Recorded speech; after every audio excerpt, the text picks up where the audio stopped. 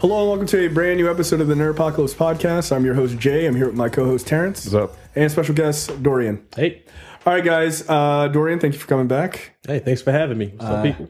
Yeah, I can't believe you decided to come back after your last showing. You know what? I actually was a little bit embarrassed of that. Why? Yeah, that you brought that fucking shitty beer? yeah. And so now I'm taking a vow of sobriety for the next 30 minutes. Oh, that's pretty good. All right, not bad. So we're going to work it out. That's funny. I don't even believe that. All right, so we're back. We do have plenty to talk about. A little bit and checked out. We'll talk about the Fyre documentary as well as Punisher Season 2 a little bit. We won't go into spoilers, but just our general thoughts for now. Plenty of lightning around in movie and TV news. No question of the week. Question of the week this week. We do have What the Fuck, of course, brought to you by JTD, and then a little bit in trailers. So let's get right into it. The Fyre documentary on Netflix is the one I watched. Terrence, have you seen both of them, or you only saw the Netflix I finished the other one last night. Okay. The other one is more like information. Yeah. I feel like it's not as interesting. That's the Hulu one? Yeah, the Hulu one is him. They actually interview him. Billy. I want to punch that nigga in the face. Yeah, this guy's a scumbag. He's got a punchable face, and he's like a white douchebag dude, bro. Yeah, no, I kind of got that from the Netflix documentary. Yeah. I don't feel like I would enjoy listening to him talk and try to snowball me into his bullshit. No, I want to punch him in the mouth. Yeah, like instantly.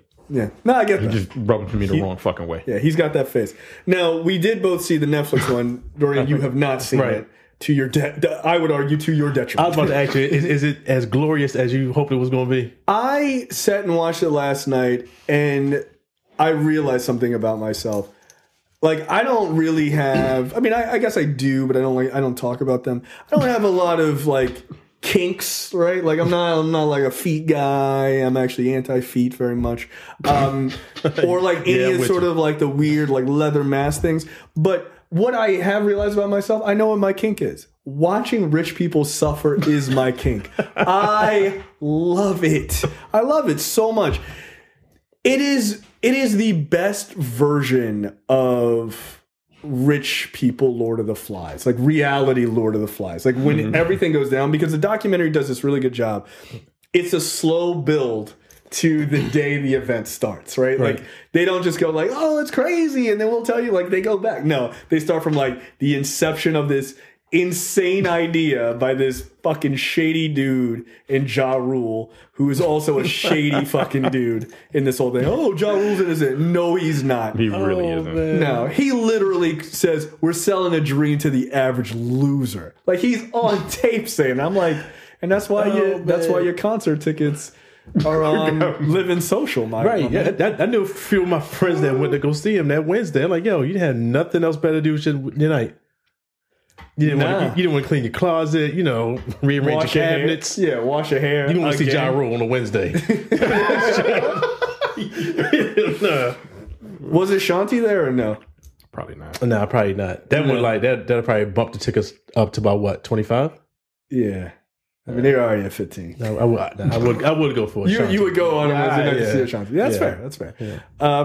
But yeah, so it goes from this like building this whole thing, and then they're interviewing like all the people surrounding it, like the people from the island who worked, the Bahamians who got utterly fucking screwed by these guys, to the marketing people who were marketing this, and they all believed in this idea because they were all being fucking snowballed. Right. And it is kind of amazing once it gets to the end, like what that shit looked like. Because I only saw like the tweets, right? Like, oh, here's the sandwich with the like piece of cheese or whatever, and it was like, yo, what the fuck? But like the tents that they had put up for these people were literally like leftover hurricane tents. The fuck? Yeah, they were like tents, white tents. Just like little domes. Lined up in the grass. They look like what's that damn thing? The biodome tents or some like shit. FEMA tents, basically. That's what they were. Yeah, it looked like a FEMA. That's kind of what happened. It's kind of what happened. Like it rained like the day before, so all the mattresses and all the tents were like soaked. Damn. Like, I mean, damn, dude. When like the thing was the overarching like really beautiful thing that really worked for me, like really super worked. Way to bring it home for you, man. Yeah, was like the prices, like they would sell, they're like, oh, you can have these exclusive tents and like, you know, exclusive party 10 minutes with like fucking some celebrity like Kylie Jenner or whatever, and they were just like boosting all the shit up. Like they had this like fancy tent that was $25,000 a person. When it was $25,000 a person, when I saw, I was like, 25 grand, that's crazy. When I saw the tent that it was the same as all the other tents, I was like, oh, come on, this is awesome. Oh, these rich kids are like, but I paid $25,000, and they were just like, just get a tent. Any tent. No. Beat Billy's ass right where he said that shit. Even if I'm sitting on that type of money, if you're spending 25 grand for some shit like that, you deserve whatever comes down the pike. If it goes left, you deserve it. Suck it up. Yeah. That'd fuck him up on site. Yeah. Because I done fought that dude. There was 25 grand. There was some that were like 49,000. Yeah. And there was some that were in the 100,000s, yo. Yeah. I was like, yo, what the fuck is wrong with y'all? At what point are you like, yo, nah, this ain't worth it? Yeah. I don't give a fuck what it looks like. It's not that goddamn exclusive. The groups that were playing weren't even that good. Like a Blink 182. Yeah, I wouldn't spend $38 to see Blink 182. What's my age again? Blink 182 Right. was What's my like, age again? no. But They didn't even And they show up. canceled. Yeah, they canceled. They were like, nah. Blink 182 was smart enough to be like, nah, we had a woman on the cover of our major album giving an enema, and we're smart enough not to go to this bullshit. Wait, y'all go and spend y'all $49,000. Wait, hold on. But even with that, I'm sitting there thinking about it.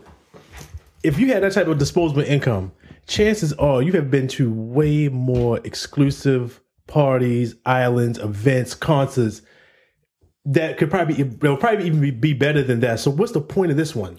I don't know. That makes no sense to me. If you have access to that type of resources, you probably been to dope shit. It was the first one. The way they marketed it was like, well, a lot of people don't even realize what the Fyre app is. It's basically what the Fyre thing. The app was an app where you could it would have a bunch of groups, right? A bunch of artists, and you could basically say, hey, I want this person to perform at a party or whatever, right. And then you put a bid in, and then the artist would be like, okay, we'll go ahead and do that, and then they come out to do whatever. But first of all, you got to get artists to agree to that shit, to be on your app. Damn, man. They didn't. They just had their fucking faces on there. Yeah, they were just, Rick Ross is on there. But this was supposed to be the first festival. I think the Hulu one, they were like, a festival like this. No, actually, it was on this one. A festival like this takes like a year of planning. Yeah, a year plus. They had 3 months. Yeah, and then they didn't start doing anything till 6 to 8 weeks out from yeah, because that's about right. 6 to 8 weeks. Fuck is it? So they got a bunch of influencers, which them niggas dropped me. I'm glad they lost their fucking. Oh man, influencers, Instagram influencers. Yeah. Yo, them niggas get $40,000 for a post. I'm trying. I'm like, yo, you're an actor, you're a handsome guy. Get out there, man. I'll be like, hey, show you the booty shot. Yo, whatever. My influence game is nil. That shit's terrible right now. 40 grand. Yeah, they said they paid Kylie Jenner $250,000 for a post, and they sent that shit in. They wired her the money for her to be like, Fyre Festival. Blink. What the fuck? 250 grand? That should make me very angry. I heard that is multiple years of my working salary combined. That's disgusting. She doesn't do anything. Yeah, she could let him. I heard somebody else canceled. Orange Juice Jones. He canceled.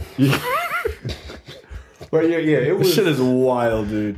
When they were on the plane, they were on a JetBlue plane. I don't know what the fuck. Yeah, they were like, oh, you'll be flown to you'll fly into the Bahamas, but then you'll be flown on a private jet. There'll be private jet flights to the actual island. And they were like, oh, wow, this is great. They got there and it was JetBlue, and they just put Fyre Festival fucking sticker on the side. There was 400 niggas on the same plane. And they were like, what? I was told that this was going to be a private jet. And I was like, oh, yeah, say it again. You got screwed. Say it again. Yes. Then they got on a yellow school bus. That took them to the fucking tent. This is exclusive as fuck. Yo. They were they weren't even on a private island. They were on the end part of a sandals resort. They didn't even get on the fucking private island. island. They didn't even get one. There's that sandy point. Yeah, exactly. Yo, it was Like Gunpowder Falls. Right. They're like, no, just look at the water, though. Don't worry about, like, no, but those people at the Sandals Resort, yeah. You ain't pay for that. Like, it was wild, man. It was weird. All those cliffs over there, don't worry about it. We don't have no fences. Yeah, you might fall off, but it's all good. I am seriously amazed that no one murdered this dude. I'd have fucked him up. I'd have beat his ass, yeah. I'd be like, no, get down from that stand you're on. Yeah, I gotta talk to you for a little bit. I'm gonna throw that motherfucker off one of them cliffs. Yeah, like he deserved it. And then when everybody knows the standout moment of that fucking thing at this point. I was fully prepared to suck his dick. Like, yo, whoa! That he told his fucking partner to go literally suck the dick of a guy who was head of customs so they could get truckloads of Avion water to the people, and he was ready to do it. Okay. I'd be like, no, seriously. No, I'd be like, you wild, dog. No, but seriously, what do you want me to do? He'd be like, nah, but for real. I'd be like, yeah, let me come to you, sucker. And I'd punch that dude right in the stomach. Yo, get out of my face, yo. No, because I didn't know what the fuck. Like, at this point, everybody knows it. Like, I watched the shit when it came out. So I'm sitting there watching it, and he's like, he tells a story, and I'm like, he goes, hey, you're our gay leader or whatever, what he says. Yeah. He's like, are you willing to take one for the team? And he's like, what? He's like, are you willing to suck this man's dick to get this water? I was like, in my brain, I'm like, you talking about figuratively or literally?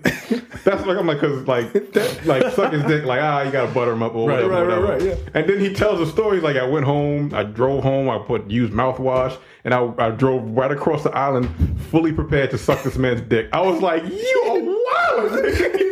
Yo, I burst out laughing so fucking. I was like, that's fucking wild, man. Yo, that's insane. It was like, can you believe it? In my 30-year career, that I would be willing to do this. I was like, no, that's because you wanted to. Dog. I was about to say, what did he look like? What did the customs agent look like? Yeah. That shit probably wasn't even Evian. Shit was probably like giant food. Some generic brand. Did you see him prior to fucking go prepare? He was like, he's like, I got it. And then he says he gets there and he's like, nah, you don't have to suck my dick. Just give me the $125,000 or whatever. So they get his water. I think they went in, if the numbers, if I remember the numbers correctly, they were in debt $27 million in this whole thing. They spent $2 million on alcohol. And the taxes on that shit was like $900,000. Yo, that was from the Hulu one. Jesus, like the taxes, they almost spent $3 million altogether on alcohol. Yeah. I mean, they hadn't thought of certain things. Like there were people who were warning them, like, yo, these things don't logistically make sense. Yeah, right. They were like, pilot that taught himself how to fly with Microsoft Pilot or whatever. Yeah, dude, what the fuck? Bro, he was like, I taught myself how to fly on Microsoft Flight Simulator. You know what? No, that is something to aspire to. That's kind of amazing. It's kind of badass. No, but apparently it has like real lessons. Like he was like, nah, that's how I learned. How many hours did he say it took? I don't even know, but it was on a flight simulator. That's a lot. Don't worry, I'll find out. Yeah. Like I'm gonna learn. Like, all right. I don't trust you, but he was head of logistics. Give me a job at Spirit. Yeah, he was head of logistics. Right. I was like, okay, I guess. But he was one of the more sane. He was like, yo, this shit ain't gonna there. work, my nigga. Like, what are we talking about? It was like, right now? yo, the island their original island didn't fit the amount of people. Like they didn't. The funny thing is, I'm sure that throwing one of these things is really difficult. But it would be a lot less difficult if you just paid attention to basic shit. Like they were like, oh, we got to get toilets. Yeah, yo, you can't just have people pissing and shitting on the sand. It's the island. Like, just go out there. Just wait out there. Just fall down. The brick can come in. Bow. You go. Nobody go in the shallow end for a minute. Like it was just wild. Who had peanuts? It was crazy, but. I highly recommend the Fyre documentary on Netflix. It was really, really good. More of those, man. Netflix has some really great documentaries for folks who don't know. Yeah, that's they really do. Almost all I watch exclusively.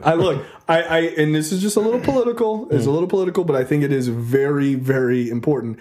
One of my favorite documentaries that's still on Netflix. It was a Netflix original documentary. Is Winter on Fire, about the Ukrainian. Civil war or Ukrainian uprising when Russia basically kind of invaded. It is one of the most brutally violent documentaries you'll ever see. But it's a super wild story. It's really good. But like, they have great, I mean, just a ton of great documentaries. Yeah, last two good ones I watched on there was the one for Quincy Jones. And I haven't watched it yet. That's damn good. And the James Brown, Mr. Dynamite. I missed that when I was on HBO, but yeah, that James Brown one, is that good? Like this, I respected James initially. That made me have even more appreciation for him. Yeah. Like the work and that's just official. And he's also, he was also a crazy person. Pretty much. Like a solid crazy person. Like, what? That interview he did where he was on some news show and he had the fucking yellow visors on. He was, and he was so drunk or high or both. I'm gonna go with both. That shit was wild. He was like, "You were accused of hitting your wife." He's like, and it was like, what the fuck? All right, Jays, but we're done with you, yo. You need to go sit in the drunk tank for like 4 days. The payback. What? So like revenge. Like, wait, nah, don't. That ain't right. He started quoting all of his songs instead of answering questions. Right, you know what? And our time with James Brown is done here. All right, so let's quickly talk about Punisher 2. We'll talk in general terms, our thoughts. Terrence, you finished it, and Deacon and I think, or Dorian and I are like halfway through. Yeah, it's trash so far. I'm not happy with it. No, you're pretty upset. Not enough. The violence is dialed down. The acting has like definitely fallen off. I don't know what the hell happened. I guess John Parenthal got kind of full of himself with the money. Oh yeah, that seems like his person. Yeah, so honestly, I'm just like a little bit disappointed. I'm gonna go through, but man, that shit is fucking fire. Yo, I'm in episode 6? Off the breaks. Yeah. When I kind of get to spoiler territory, like we said, the violence level is.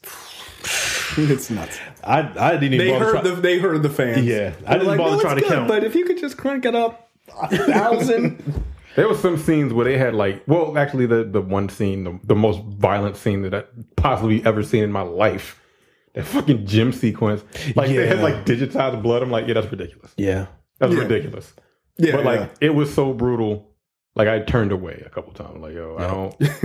As soon as I saw him walking into it was like.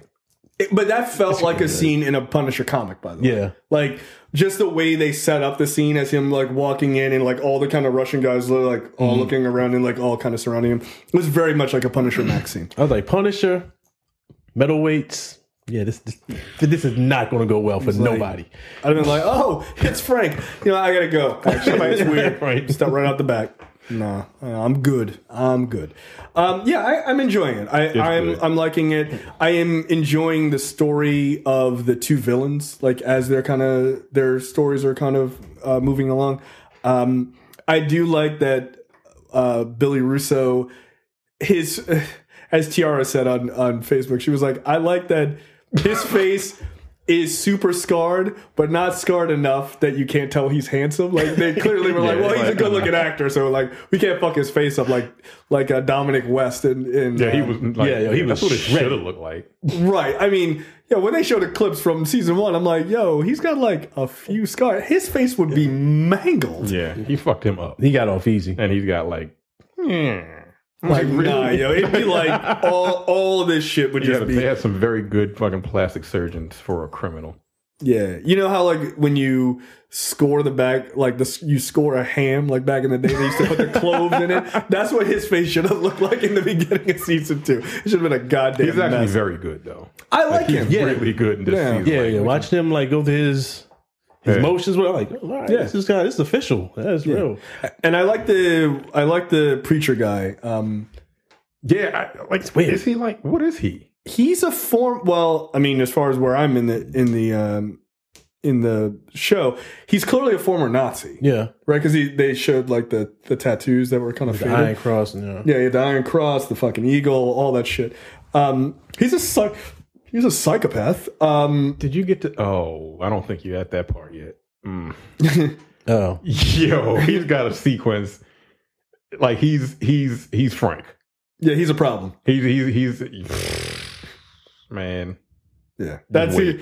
Yeah, I figured they have the big showdown at the end. Well, they do. Yeah, of course they do. But no, he's got a sequence where it's not with Frank. There was one part I'm like, yo, that's disgusting. All right, fucking gross. Okay, I'm excited. I'm excited to get there. But on the low too, one of the characters I love that he's been in Daredevil and The Punisher is the dude Turk. Yeah, he's great. The actor Rob Morgan. Yeah, every time he pops up, like, okay, my man Turk's in here. Yeah, he does a good job. He does a good job. I guess it's between him and what's her face, Rosario Dawson. They were the threads between all the shows, right?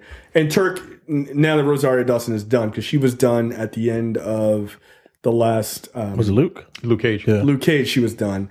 So they keep Turk throughout all of them, which is kind of cool. And I like that because he, like, in the comics, he eventually becomes Stiltman, who's kind of like a joke villain, right? And they just beat him up all the time, and that's kind of what he's just become. He's just not on ridiculous stilts. So yeah, I like Turk. Turk's a good character, and that guy's a good actor, by the way. He's a very good actor. I've actually never seen him in anything else. He was in a was movie also that I want to watch. He was in that movie that we did on Black Cinema. He was the father in that Dee Rees movie, the Netflix film. Oh right. Damn it. The one that took place in like the 1920s. Yeah, with Jason Mitchell. Yeah. Yeah, he was he was the the father. Yeah, he's very good. I like him a lot. All right, let's move into the lightning round. But before we do that, make sure you go to the nerdpocalypse.com/Amazon. Use that link whenever you want to buy anything on Amazon. We get a little bit of a kickback. You don't pay anything extra, but it does, in fact, help out the show. So, again, the nerdpocalypse.com/Amazon. Do I get any of that kickback? What's that? Do I get any of that little bit of kickback? I don't get any of that kickback. Shit. Yeah, so sorry. All right, I'm gone. See? 30 minutes. Wait, what's the time? 21 minutes. He couldn't even make it. See? I told you. All right, lightning round. Terrence, you're up. Oh, what the fuck? Come on, really? All right. Sorry about that. First up, 24 Jump Street is in development. All right. Look, I don't know why I they didn't see 23 Jump Street. There wasn't 22 Jump Street or whatever the fuck. Wait, hold up. So there hasn't been a 23 yet? No. Yeah, wait, huh? What the fuck? Yeah, they 21, just 22. Okay. So 23 Jump Street is not going to be a thing? it says this seems odd since the movies have been released 21 and 22 Jump Street. So the next logical step would be 23 Jump Street. So they're just skipping to 24 Jump Street. Okay, all right. Oh, all right. That's fine. Who's in this again? This is Channing Tatum and... I thought they were like women in this one at this point. No, this is that's a different one. Oh. Okay. So yeah, this is the next one in this 22 Jump Street. Yeah, exactly. Trilogy. Channing Tatum and what's Jonah Hill. Jonah Hill. Thank you. Look, I've seen both of these. They're really funny. I've seen the first one. I didn't see the second one yet. Yeah, saw the first one. Haven't seen the second as well. Yeah. Like they're funny. I didn't think the second one was going to be as funny, but you know what? I laughed my ass off. Like those guys got a good dynamic, and I don't know why. I thought that those two movies were actually pretty successful. I didn't know why they were being held up. Like I feel like this could have been an easy trilogy for Sony. But you know, at one point they was talking about combining it with Men in Black. Yeah, apparently. I mean, that's on the shelf. That's dead now, but yeah. They say they're reserving 23 Jump Street, so they must be planning something for that. Right. Okay. I mean, look, here's the thing. It's Phil Lord and Chris Miller. Those guys know comedy. Yeah. Like really, really well. So. Yeah, I'm gonna go back and watch 22 Jump Street then. Yeah, it's worth a watch. Because there's one callback sequence from the first one that's pretty goddamn good with Ice Cube. Okay. It's pretty good. So yeah, I highly recommend it. Well, I shouldn't say highly recommend it. That's ridiculous. But I recommend it. Superb. Yeah, it's 22 Jump Street is so good. Best film of the year. Next up, woman-led Fast and Furious spinoff has its writers. There are going to be 3, and they're all women. She's only like 2 in the Nicole day Perlman from Guardians of the Galaxy, Detective Pikachu, Lindsay Beer from Chaos Walking, don't know what that is, and Geneva Robertson Dworet, yeah, Warray, whatever, from Captain Marvel. It's a pretty good team, sounds like. Yeah, so I forgot this was going to be a thing. Yeah, so apparently Michelle Rodriguez was like, if women aren't treated with some level of respect in these Fast and Furious movies, we're all leaving. And Vin Diesel was that, yeah. Vin Diesel was like, we're making a women-led Fast and Furious spinoff. not really trying to lose Letty. So Where you going with family? Family. Like, Look, it's fine by me. It's fine by me. Look, Game shit. I love these movies. yeah, I've seen all 12 of them. However fucking many. I think they're putting the first 5 on Netflix. I'll watch them. I'll skip 2. And I don't think. No, I'll skip Tokyo Drift. I've never seen Tokyo Drift. I mean, I never seen it either. Oh, Bow Wow was in it. Shad Moss. Moss is in it. Wait, so it was part 1, decent. Part 2, not bad. Tokyo Drift was 3. The third one, yeah. So when did they get back on track? Was it 5? It was Fast 5. So it was only really Tokyo Drift and whatever 4 was when they Fast and Furious is number 4. Oh, okay. And then 5 is I don't think you saw that and one. then Fast 5 and then Fast and Furious 6. That's when I got back on board with Fast 5. Fast 5 is where I jumped back on. Okay, shit bad. Was Fast 5 the one where the Rock first shows up? Or was that right before? I think that's after. I think he shows up in 5. What's the one where they drove through the tunnels of Mexico? Is that the one with the... I know 5 is the one where they rob the banks in Brazil and they're driving down the street with the giant... That's the one with the Rock. Yeah, it's one of the Rock. They got the Chargers. And that shit doesn't make any sense. Physics be damned. It makes sense today, baby. Shit. Yeah, they were just carrying around their box office winnings. Just nuts. But that was where I jumped back on too. Yeah. I was like, damn, these movies are actually kind of good again. Because I will scream it from the mountain. Mike and I saw Fast and Furious in theaters. We were like, this movie's going to be awesome. And we saw this, we were like, hot fire. This shit was dope. The first one? Yeah. Oh yeah, it was awesome. And then 2 came out and I was like, that don't look good. That's the one with Tyrese, right? That was when that was the first one with Ludacris is 2.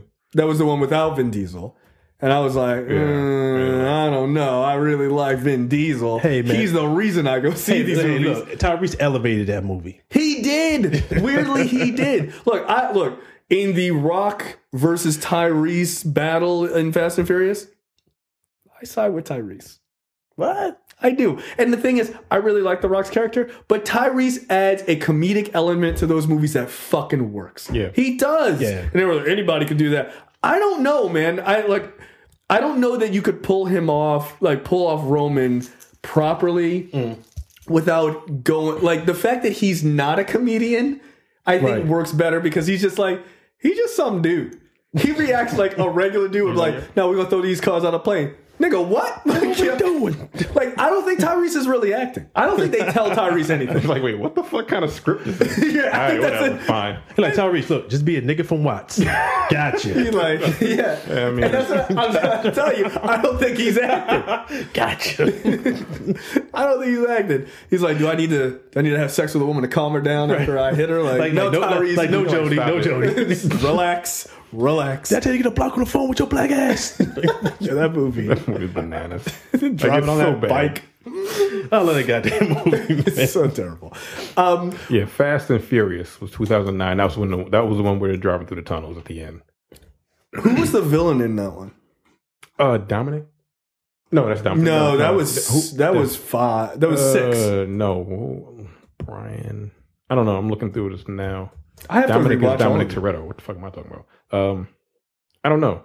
Some Dominican dude. See, Raga. Yeah. Raga. Oh, Raga. That's right. Because he goes back to prison to go after Raga in 6 or whatever. Jesus Christ, these movies are fucking ridiculous. Bryan goes to prison. Okay. Yeah, I really gotta. You know what? If they put all of these on, I will 100. I will just be like, let me turn my brain off on a Saturday. Fuck it. I'm just going to eat garbage. So I don't care about my brain or my health at all. Chicken wings and bullshit. And I would watch that. They're previously on Fast and Furious. Yo, that's my favorite. That's my favorite. Wait, what? Yeah, it's my favorite guilty pleasure. Yeah, those movies Wait, you know what? All right, so Fast and Furious, that was part 4. Yeah. So I jumped back on before Fast 5. I jumped back in with this one. Yeah, see, I remember the sequence when he was jacking the car off the train. They did that jump. Okay. Shit. That is the one I saw. Okay, that is the one. I thought that was 5. That was 5. I think it's Fast and Furious. I think that's 4. No, where they do the train thing. I think the train is 5. Okay, then that's the one. Whatever one is the train one. That's the Rock shows up. Because he's almost positive, right? I think it's 5. I thought I came in on 5 and then moved forward. Because we just saw Fast 8. right? Fast 8 was the last one.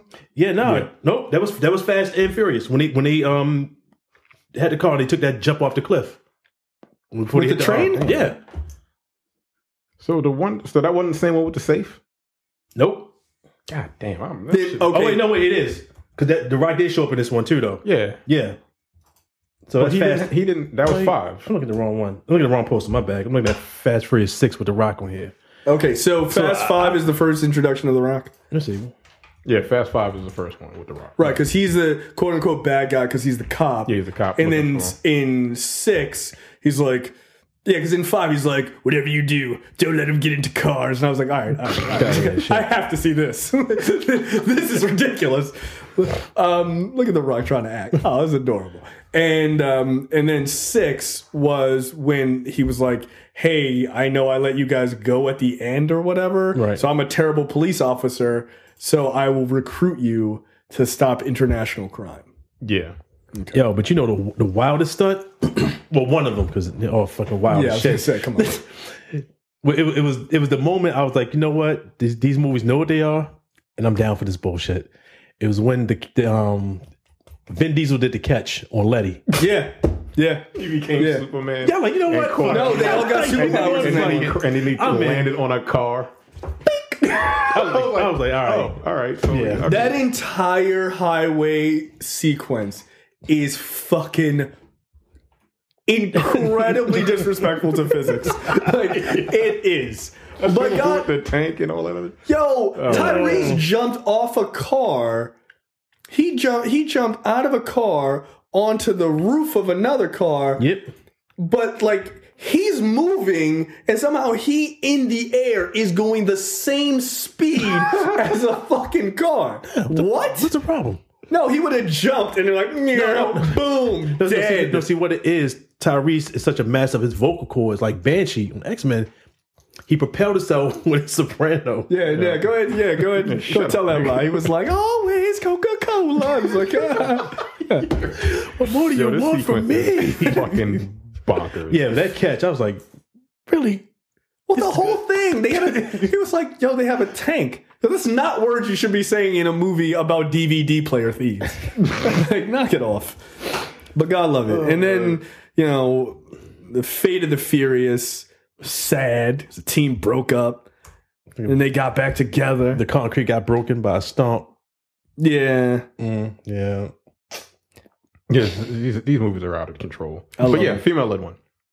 Yeah, look, I'm down for this role. I mean, you and I, Terrence and I, we mentioned Fast and Furious on a preview episode of Black and Black Cinema yesterday.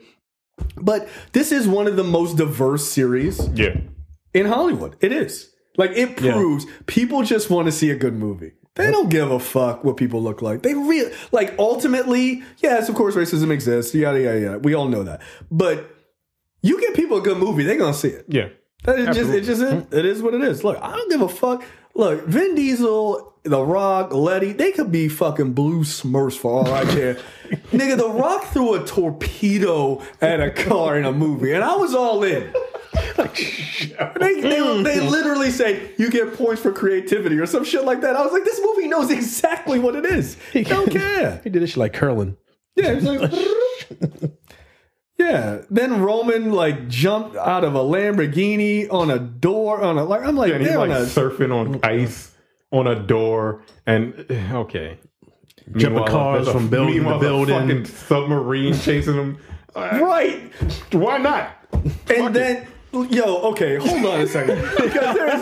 Because that scene was crazy in many ways, but Vin Diesel's car literally jumped over the submarine and like curved curved like a bullet in Wanted. It was just like that's just not how it's working like that tonight.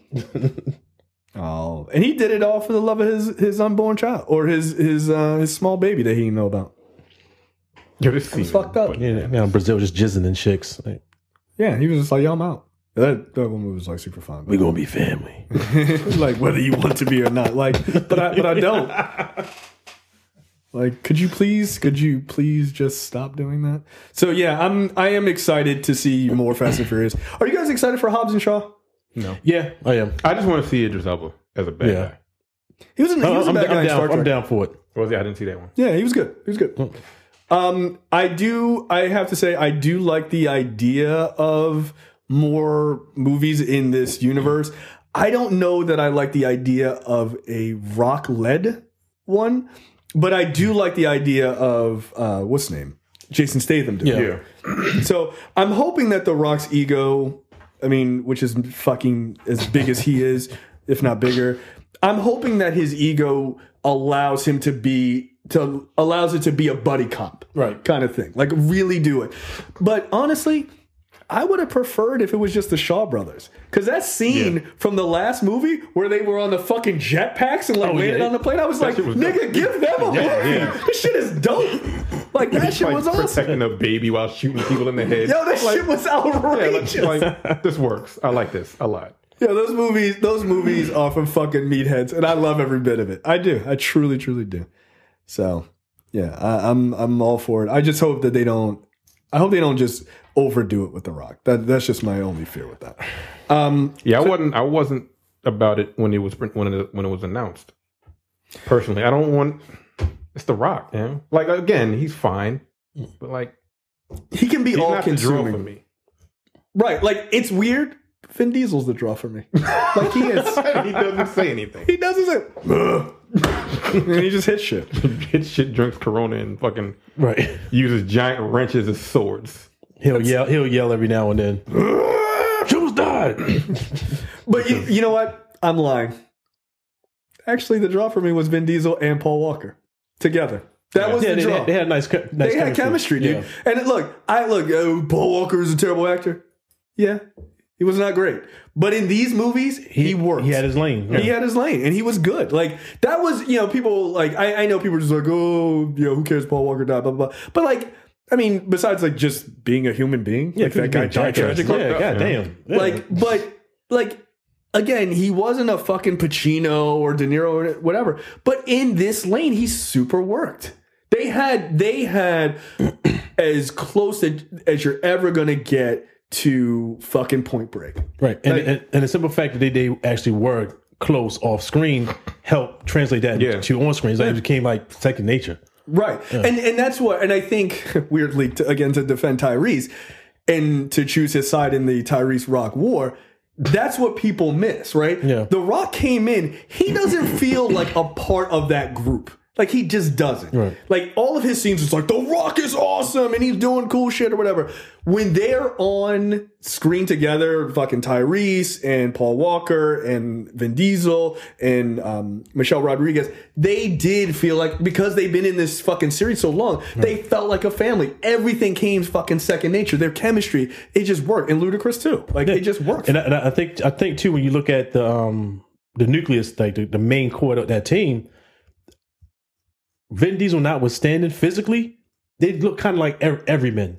Even Vin Diesel seems kind of over time he became very everyman. You're just like, nah, fuck it, don't worry about it. Yeah. You just you gonna keep the wife beater on, even though you like your titty game is kind of out there. Like, but with The Rock coming on, you look at The Rock, he's like looks like he's a superhero. He's the Uber mention. Just like, I don't really fit, dude. Right, like that's the thing, and I think that's right. Is like they look like just a bunch of regular fucking car nerds. Right. Yeah, and it was just like there's nothing intimidating about Ludacris, but he was super bright, right? Like, and that was his lane. Paul Walker just looked like just some white dude, and that was his lane. So yeah, he's just a fucking cop. So yeah, I don't know. I wonder how well the series will go without Walker. It was hard to tell in the last one because Vin Diesel was separated from the team, right? But it'll be interesting to see how they pull it off with Paul not being there. And one other thing I did notice, maybe it's just me. See what you think about it. I remember when The Rock first showed up in we said Fast 5. He was The Rock physically, but attitude wise, he was doing something a little bit different. He seemed like he had an edge. He's a little bit nastier. He had his beard grown out. He was like kind of no shit. Like, I'm about to like knock your goddamn throat out. But then once he came over to being more like with the team and everything like that, I noticed like he kind of dialed things back. He kind of became almost just like skyscraper rock and shit. Yeah. He lost the edge. He wasn't as kind of nasty and mean as he was in the other ones. I think that was kind of a missed opportunity. I like seeing him in that mode. He's like, all right, well, it's different. All right, Rock. Kind of a little bit more no nonsense. But yeah. So I can't believe we're like sort of breaking down the Fast and Furious series like this, but it's true. Like it's a tour de force. But like it's a force. There's 8 of them. Yeah. Right, but they're successful for a reason. And it's not just because of the loud car smashing good time. It's also because those actors really work well together. They just really do, which is crazy, again, because I can't believe the series is still going and making $1 billion. It's nuts. It's nuts. It's been out for 17 years. But look, God bless. I'll watch every single one they put out. Hobbs and Shaw, too. I'll watch it. I need all, like the MCU. I need all of the mythos. I need to know what everybody's doing. Yeah, I want to see it. I want to see Elba as a villain. Yeah, that's what I still knew about Star Trek, but I want to see him. What are you going to do with this? Look, I'll tell you right now. Was he in makeup in Star Trek? Yeah, he is. Yeah. But look, I'm going to tell you right now. If they're smart, they eventually make Idris Elba part of that team. You got to. Asses and seats. You got to, dude. Well, come on, man. Specific asses and seats. Yeah, they're like, this black demographic is mad. Right. Come on, yo. What's that? The Rock and Idris Elba. Them theaters are gonna be packed. Packed and so those soaking wet. It's gonna be ladies' night. Yeah. Who in it? The Rock and Idris? No, girl, pass the oil. I can tell you right now, Hobbs and Shaw is going to do very, very well in theaters. That was strategic as fuck. Like, who want to get as a villain? Huh? Who's handsome? Like, whatever. Okay, we see you. Yeah. Next up, CW is going to. Yeah, I jumped ahead on that one. They're doing a Lost Boys TV series. Yeah, I've never seen this movie, so I don't. I think it's on Netflix. Fucking up my childhood. I think it's on Netflix. You need to watch it. It's great 80s. Yeah, it's like a great 80s classic. 37-year-old me.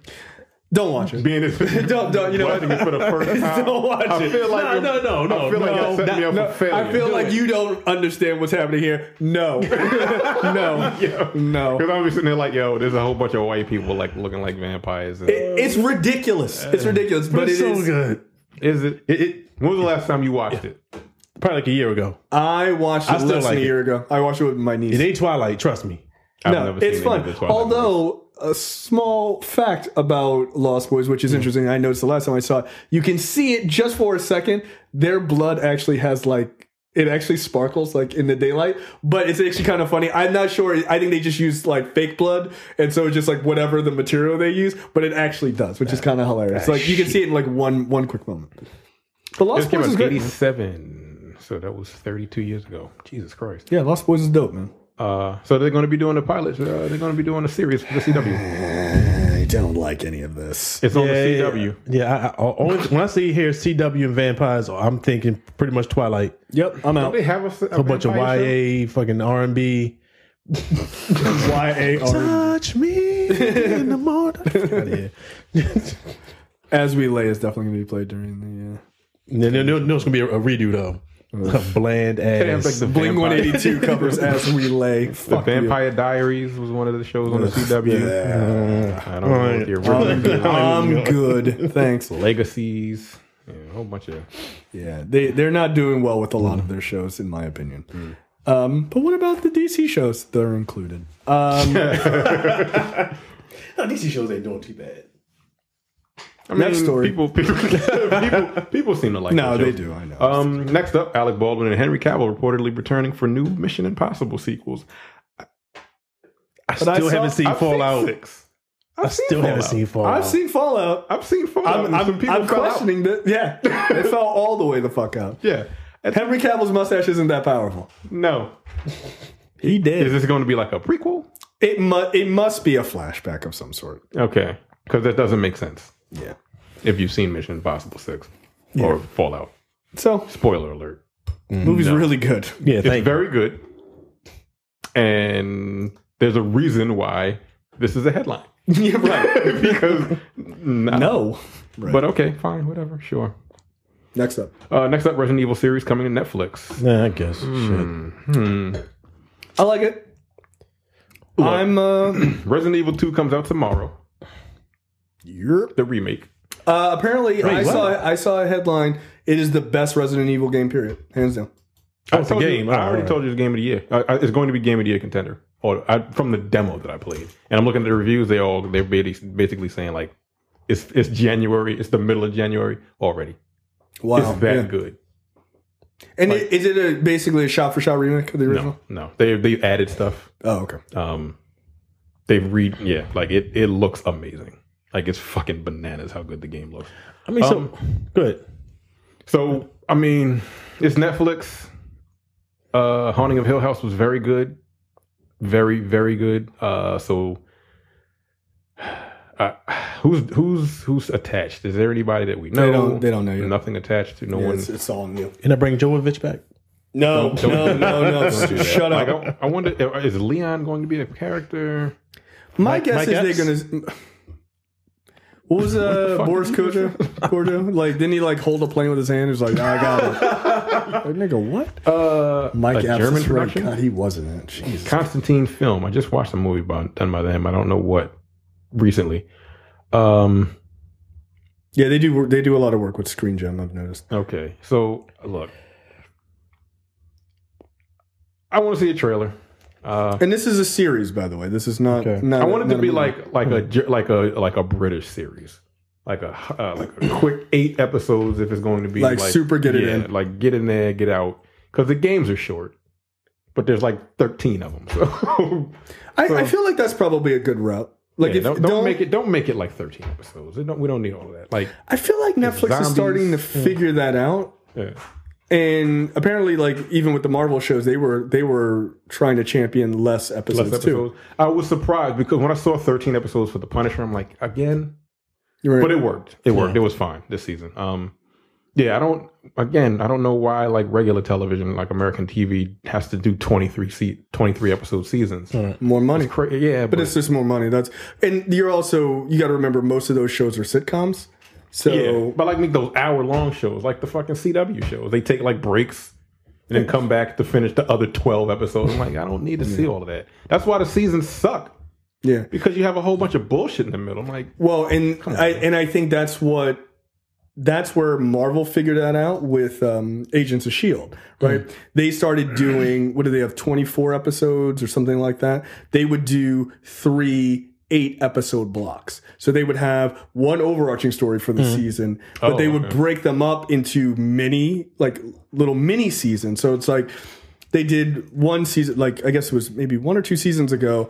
It was like one was about the Inhumans, the other one was about like Hydra, and the other one was about life model decoys. But it was an all overarching season that dealt with like this bigger story, but it was like, or like the first part was like Ghost Rider or something. So they focused hard on Ghost Rider in his story in 8 episodes and got that story completed. And then it was like at the end of that, it was like, and then this thing happened. And then it was like break for like 2 weeks or 3 weeks. And then they came back and they jumped off that little segment that they made at the end of the last mini season.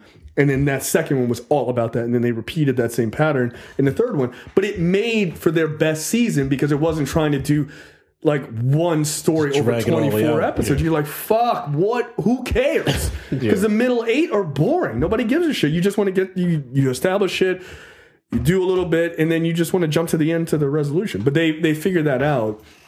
And I don't know if the CW sort of copied that. My supposition is that they probably have started to, but that's the way to do it. If you're going to do 24 episodes. Or, here's an idea. Just do 8 episode full seasons and just be done with it. Just be done with it. And look, and then just, take a couple more, take a couple months off and then come back, right? Like, you could do more seasons, but just tell a story and get done. So if they can do that with Resident Evil, I'm more than fine with it. It says, look, I'm reading the article now. It says they're basically trying to expand the universe. Like, you don't really need to do that. No, that was Resident Evil universe is fucking nuts. Here's the thing: they did that in the movies, and that's the problem. Those movies made a lot of money, but at the same time, they're not good.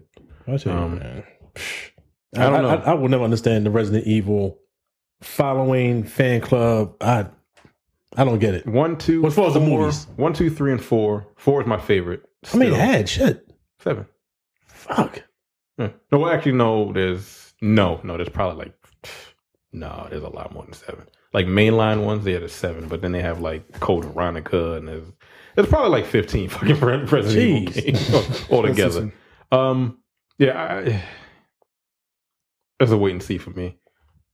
I hope it's good. I mean, the Resident Evil mythology is there, like it has potential, but I just never understood why they could never kind of steer it in the right direction. Movie wise, yeah. I mean, it's like at one point it just became like fucking gore fest and just cool shots really and B-movie nonsense. Yeah, because Paul W.S. Anderson stinks. Is not a good director. No. So he loves his wife though. Yeah, clearly that's how she keeps getting work. Hey, babe, you want to work? Yeah, sure. Yeah. Which one are we on now? 8. Resident Evil 8. All right, that's not Resident Evil anymore. And even the game, the fucked up. I know we're talking about video games, but the fucked up part was the games followed the movies. Yeah. So they became way more action packed. I'm like, yo, this nigga's just drop kicking zombies and shit. I'm like, I don't. Yeah, okay, fine, sure, Leon. Now you're just like Jesus. All right, whatever. But anyway. That's the world intended. Yeah. All right, movie and TV news this week. Netflix officially joins the MPAA, the Motion Picture Association of America, for those who don't know. This is a big deal because the current members of the MPAA are Disney, Paramount, Sony, Fox, Universal, and Warner Brothers. That's it. Wow. Yeah. Really? Yes. What the fuck? Oh, I'm sorry. It includes those. But those are the big guns. Those are the big guns. Titans. That's a big deal because this is the first streaming service to ever get added to the MPAA. I mean, if any streaming service is going to do it. Right. Like, we've just seen like 7 trailers within the last 3 weeks that look like they're going to be incredibly good movies. Yeah. Or at least Netflix. incredibly okay movies. Yeah. Like Velvet Buzzsaw. Oh. That shit looks great. Yep. Oh, I can't wait. What is that? That's this weekend, right? No, I think it's February 1st. Is it? I think that one is February 1st. Is it? I don't even know anymore. It might be tomorrow, dog. Like, I really if it is, do. that's what I'm watching tomorrow. That'll be the first thing I watch. Yeah, I'm excited for that. And I'm not a horror fan, but I'm a Nightcrawler fan and I'm a Jake Gyllenhaal fan. Like, so I will watch anything those two people. This is the 27th. That's Saturday. No, that's Sunday. All right, so whatever. So being linked with the MPAA, what do we think that means as far as the ratings for the movies? Like, things will start getting more stricter for the type of content they could put on? No. So or is that open it? Here's the thing. So the MPAA, what that allows for is, yes, it allows them to get ratings for their movies. That doesn't affect the stuff on Netflix. What that does is that gives them more opportunity to put things in theaters. Oh, right. Okay. Because that's what when I was reading the article, I was like, "Oh, does that mean like is that going to be weird?" Not that they would give a fuck. They'd be like, "It's rated X, nigga. Who cares? Like, I don't give a fuck. Like, you paid the money, you see whatever the hell you want." No, it doesn't affect the Netflix stuff. It affects Netflix when they go out to theaters, which is really good, right? Because one, Roma, for those who don't know, is being nominated or has been nominated for Best Picture, right? Which was really the super catalyst for why this is happening. Because they have to put the movie in theaters in order to be nominated. Right. That's like what Beast of No Nation. Right. Exactly. And apparently The Ballad of Buster Scruggs was also in theaters as well. And so was Bird Box. Yeah. Which is weird because both of those movies apparently are not very good. Bird Box is not as good as people... Well... It's not as bad as people say. It's not as bad as people say it is, but it's also kind of like... I don't know what the hell was up with that movie. It was okay. It was like the memes is what made it so popular. Yeah. And I'm still kind of confused as to like, whatever. Well, The Ballad of Buster Scruggs, I can say definitively from personal experience, was not good. It was very I thought I remember hearing about that in the theater, but I didn't know it was a Netflix movie until maybe like 2 or 3 weeks ago, and I was just scrolling through shit, and I'm like, yeah, what? Well, because it's a Coen Brothers. Okay. A Coen Brothers joint. So yeah, it's kind of interesting. So to have that in the MPAA is really fascinating. But the other part of this article that I thought was interesting is because of the Disney Fox merger, when Fox will go away, right? Because they will be absorbed. So that's one less huge Disney, gun. Paramount, Sony, Universal, because Fox goes away. Here's the thing: the annual dues for Fox are somewhere between $10 to $12 million. So they're like, hey, Netflix, welcome aboard. Hell yeah. Give me my money, right? Because they can't afford to lose $10 to $12 million because of a major studio closing. So that probably is also a big part of it. Now, the thing is, this is a big deal from the perspective of Netflix being taken seriously in Hollywood. Yeah. Which also opens the door for the other streaming services like Hulu and Amazon. Because Amazon is doing, I mean, I don't know that Amazon has... I shouldn't say they don't have that many. Amazon Studios has a pretty decent amount of movies because they did a Spike Lee movie, not Black Klansman. What was his movie before that? Chirac. They did that. I mean, it was terrible, but like he has a kind of a deal with them too. So there's a number of people who are going to Amazon Studios as well because Jeff Bezos has a fuck ton of money, half of which is going to be going away to his ex-wife. Shit. But, get paid, lady. Get paid. Look. But yeah, the other streaming servers are definitely going to be watching this. Oh, yeah. Because Netflix at this point sets the trend of whatever's going to come after it. Yeah. So this is a big deal. It's a super big deal. And then now apparently they get to actually give their movies a rating. Because like Netflix movies, they don't have ratings. Right. Well, they have like television ratings. TVMA. Right. Yeah. But I think that's mostly just about their ratings for the theater. Yeah. So it should be interesting. I feel like we're going to see a lot more Netflix movies nominated. Because they just push so many more movies out than everybody else. Yeah, just for sheer numbers. Like, goddamn. You're going to pick one motherfucker. Yeah. Like, one of these is going to go there for something. Yeah. Well, and I think there's no way that a lot of, like, Beasts of No Nation would have likely been nominated had Netflix been in the MPAA. Yeah. Right? Because that was Oscar. Movie was so fucking good. Yeah, that is an Oscar-worthy film that a lot of people didn't see because reasons. I don't even know what reasons were. Don't get me started. I'm tired of seeing movies where we suffering. Yeah, well, it's a drama, my nigga. People suffer. That's what life is. Sorry, they can't play a clown, happy-go-lucky clown in every fucking movie. Idiot.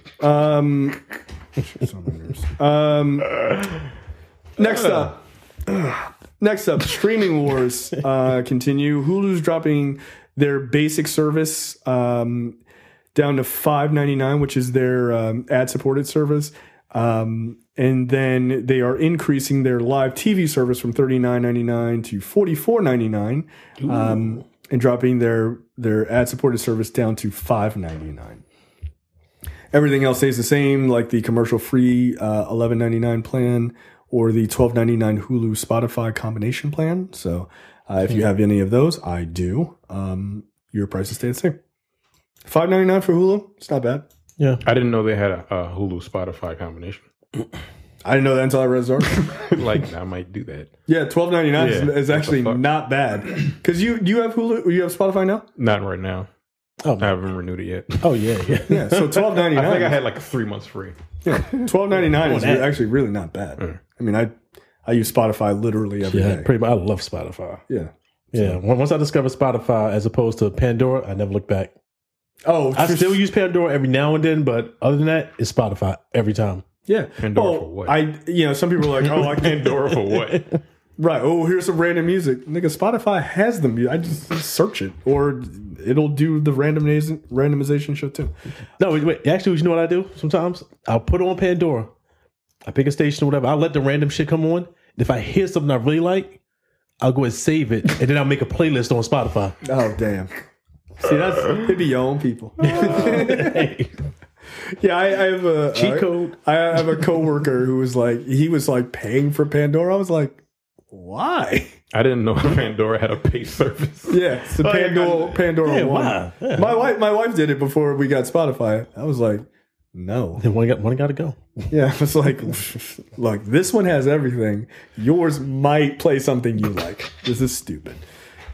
She was like, "Oh, this one has all the songs." I was like, "Yeah," and we're done. And we got it early too. When it was like it was like mostly like mad European shit. Like you can find mainstream American music, but it was super geared towards Europe. And I'm like, it's like you play like an 80s playlist. I'm like, yo, there's a lot of like 99 Red Balloons in this, like the German version, like Red Love Balloon. Yeah, it's like, God damn. Okay. I was like, you got the American? Like, nah, we haven't got that one yet. Fuck off. And then like all of a sudden they were just like, they just turned the American market on. I was like, oh shit, son. It's like Jay-Z's on here. Yo, and then he started Tidal. Like, Tidal, fuck you. And I was like, oh. So I guess I got to get Tidal too then. Listen to 4/4. God damn it. It was worth it though. Yeah. I canceled right after that. I was like, I heard it like 3 times. I was like, I'm good. I was like, all right. That's why I like that. I kept it, and then all of a sudden started fucking up. I'm like, yo, come on, yo. I don't like their interface. Yeah, their interface sucks. Yeah, it's not good. Yeah. I think their whole thing is like, we have Jay-Z and Beyonce. And that's pretty much what the whole thing. And that fucking like, Carter's album dropped. I'm like, this is dope. And then y'all keep fucking up. But then it was on Spotify. And I was like, there we go. That's that. Like, come on, Jay-Z, put your shit back on Spotify. Help us out. I do got mean ass 80s playlist on Spotify. See, that's my thing. Is I got too many playlists. I got custom playlists. It's pretty boss. I can find all my like weird like 80s action movie score songs. Right. Like I just added "You're the Best Around" from Karate Kid to a playlist. Wow, yeah. I was like, I found it. I was like, oh shit, son. I'm still trying to find the song from the final Kumite in Bloodsport, but whatever. I digress. Next up, Bryan Singer is a pedophile. Well, I didn't say it. Everyone else said it. Yeah, this is an Atlantic piece too. Bryan Singer like those. Hold on, let's check the writing credits on that one. Oh, you lucky. Ooh, you lucky. Yeah, boy. Yeah, you know who I was looking like for? Hometown favorite. Yeah, like nah, he's too worried about nigga shit. Nah. Oh, you were talking about Ta-Nehisi Coates. No, I was thinking of Frank Sinatra's son. God damn, what is his name? Ronan Farrow. Yeah, if Ronan Farrow writes your article, hang it up. Hang it up, yo. Hang it up. He took down Harvey Weinstein. Yeah, hang it up, dude. And you ain't Harvey Weinstein, nigga. Yeah, he will destroy your whole career. Be like, none of this is real. He'd be like, and here's all the evidence. How many words is this? It's probably like 17,000 words. That's the problem with Atlantic. You got to take, yo, this is going on way too long. Jesus Christ. Yo, how'd you click? Like inside see, I saw that it was an Atlantic article, so I found a non-Atlantic article referencing it. I was like, it was going to take way too long to get to it. Like, I want to see the word count for this shit. Like, no, it's mad long. Jesus Christ. Yeah, the Atlantic don't play, man. Like you gotta have an afternoon to read 2 Atlantic articles. It's like I have a subscription to the New Yorker. I almost never read it just because I'm like, yo, who has the time? Who has the fucking time? Like any good article in the New Yorker is literally, no bullshit, 10 pages long. God damn, I won't be that informed. Shit. Yeah, and it's tiny print. I'm like pull out my old man glasses. I'm like, well, it's time to read the New Yorker. And it's like great articles. I'm like, yo, I'm falling asleep. It's too much. Yo, this article is long as fuck. I'm scrolling now. Like, yo, I can't read all this. Yeah. So yeah, he's a pedophile. I think they started back when he was in high school. This is like this is a serious investigation. It's like a mini novel. You know? Yeah. No, they go out to do a movie on your ass. Bryan Singer likes those smooth boys. Yeah. Very young. Very young. Yeah. This long ass article, he did it. Yeah.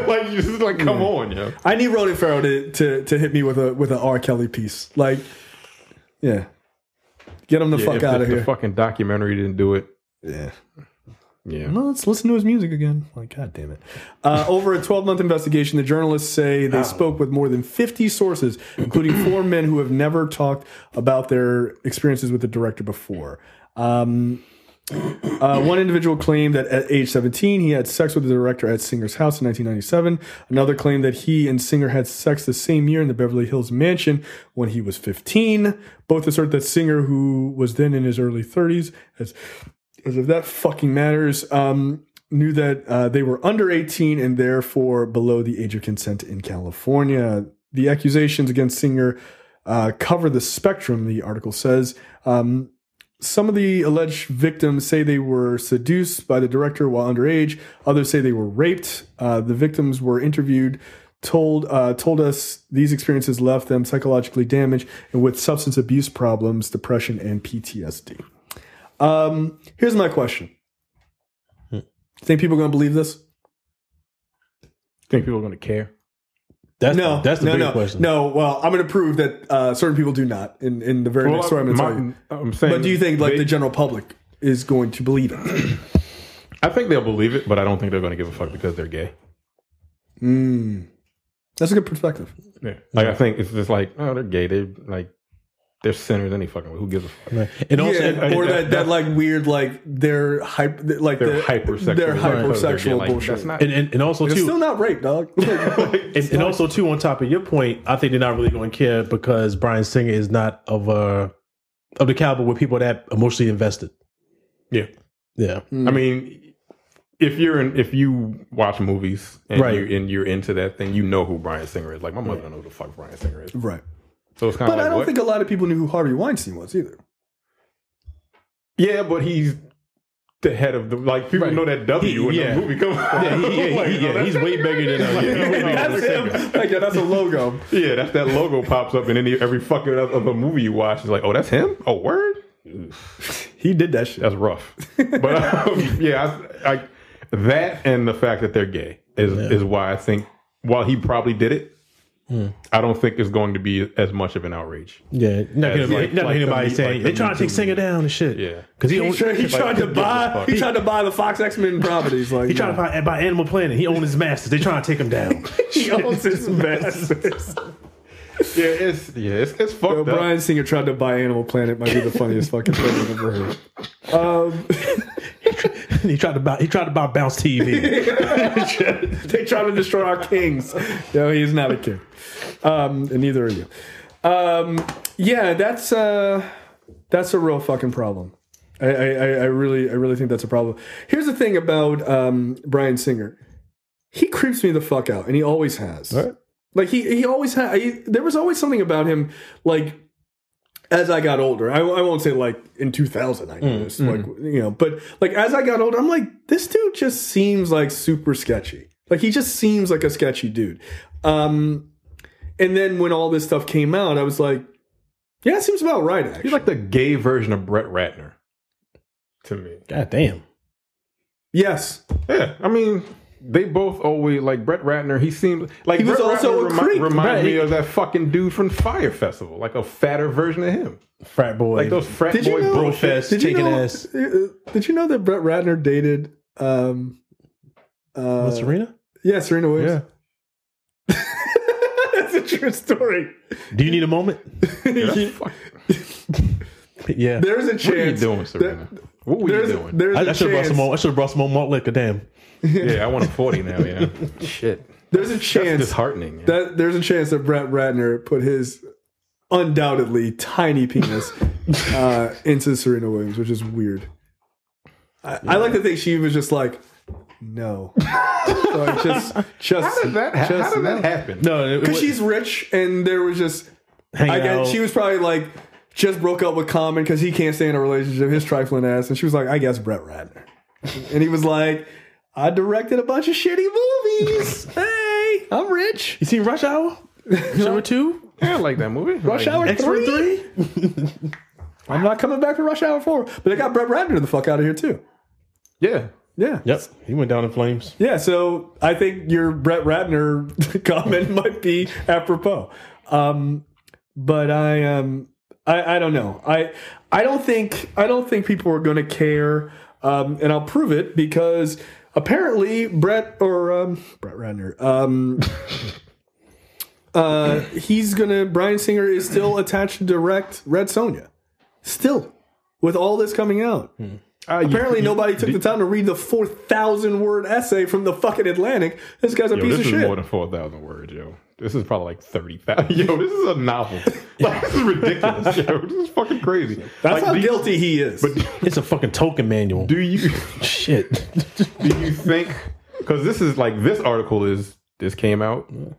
And something came out a while ago, but it died down. It's going to be in the March issue of The Atlantic. Yeah, there are things that came out like right at sort of the like right before the Me Too movement like super hit. Yeah. Yeah, and I remember that like, stuff, and they just was kind of like, right, because then he got booted off of Bohemian Rhapsody not too long after that, and then I think like Weinstein, Cosby, now R. Kelly, they kind of just took over, and then it was just like subsequent, like every other dude in Hollywood, right, except for Tom Hanks, all got in trouble, and so people were just like, like women aren't being abused in this situation, so it kind of slid to the back, and I think that. I think that goes to the both of your points, which is that people aren't going to care because these guys are gay. Look, if I hear some shit about Tom Hanks, I'm done with this world. No, I won't be able to deal with that. That's going to be a wrap. No. Tom Hanks is the ambassador for human beings. Like he is. He's the nicest fucking guy. If something comes out about Tom Hanks show, there's no hope for the rest of this world. No, we're fucked. We're done. That's it. That'd be pretty wild. Like Tom Hanks might be the best of us only because he weirdly represents like all groups. He's got a successful son following in his footsteps that weirdly looks exactly like him. Yeah. He's got the Wigger son who's like a rapper. Chaz. Don't do that. Like, don't do that. Like that's a son. You're just like, could you just stop wasting all my money on your mixtapes? See murder, Chaz murder. Yeah. Like and he's just an all around good guy. The nigga got diabetes. Yeah, he got type 2. Right. Like people just like this guy. Black community. Right. He understands our plight. Like, what the fuck, yo? Tom Hanks is a great person. He is a great human being.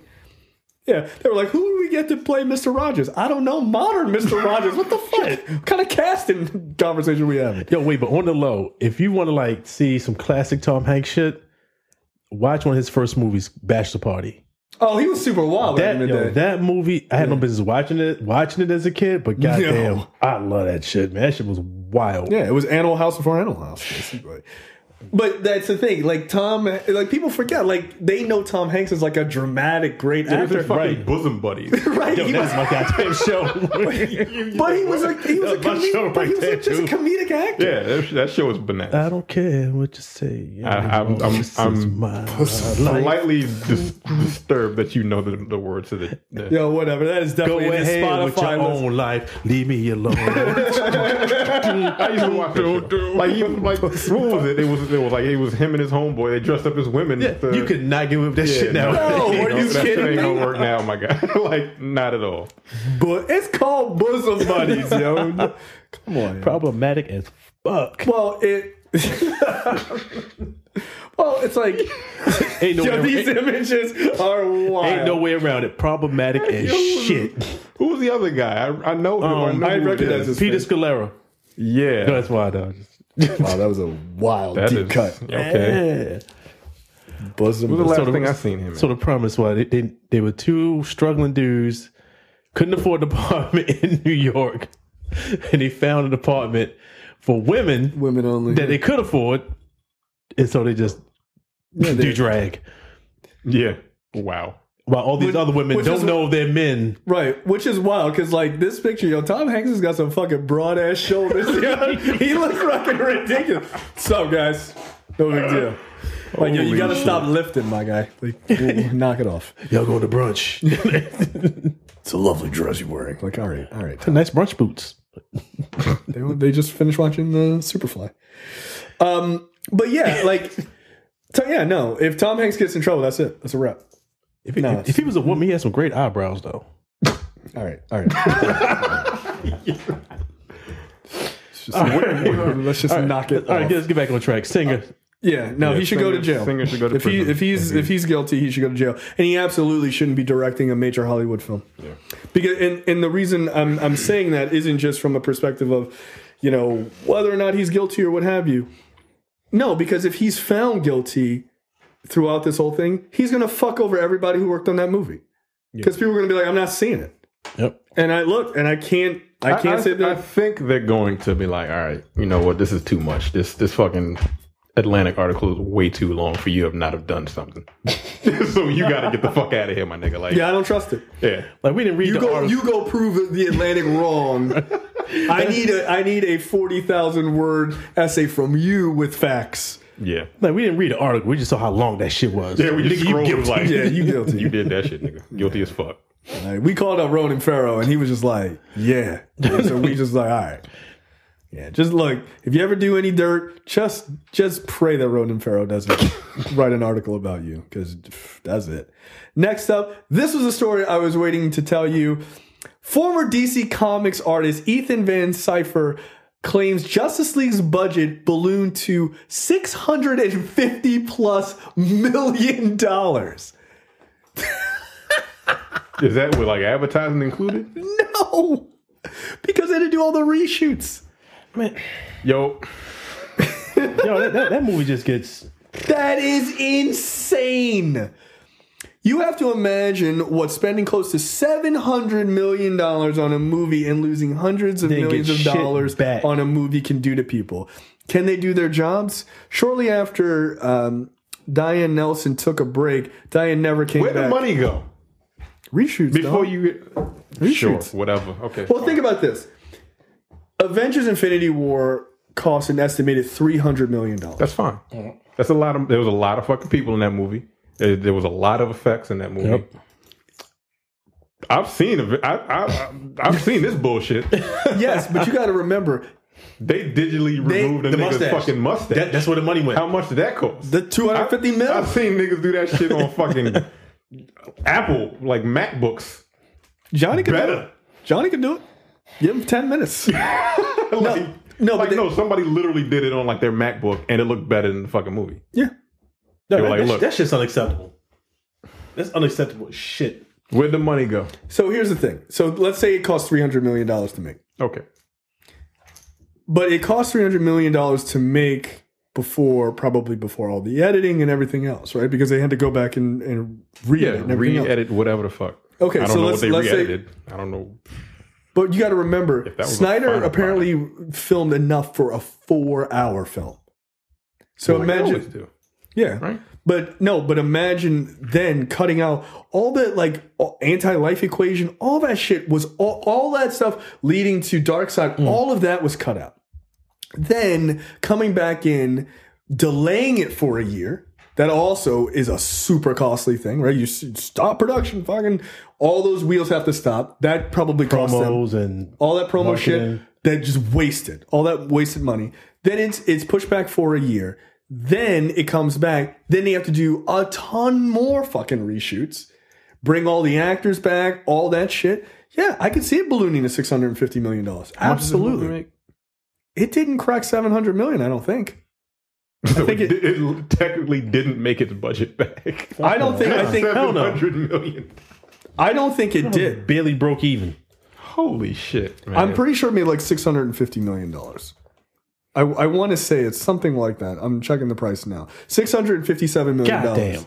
So if it costs, let's give at the best case scenario, it costs $650 million. It only made $7 million. And I don't think that number is including marketing. I don't think so. And even if it is, okay. Yeah, still. That's still bad news, man. DC, goddamn. But that's they why really needed that billion. For Aquaman. They Aquaman. really Yeah, did. they They don't. really God did. damn. And they better hope Wonder Woman gets $1 billion too. And they better hope Shazam does damn good too. Yo, I can't believe. 700 So what's the most expensive movie ever made at this point? I gotta imagine. That was Avatar, was it? No, was it Titanic? Probably. And you'd have to Google that. I mean, Titanic made well over $2 billion. That's the thing. If you're going to spend $400 million, you got to make 200, or you got to make $2 billion. These have to. Yeah, Titanic was only $200 million. Infinity War is 300. Yeah, $300 million. Most expensive. Like are we going for like with inflation and all that shit? But still, like that was 97. So like, I mean, I can't. Damn, Ash. Well, technically, Pirates of the Caribbean on Strange Tides officially holds the record at a $378.5 million budget, while the Hobbit trilogy stands as the most expensive back-to-back film production at $623 million after tax credits.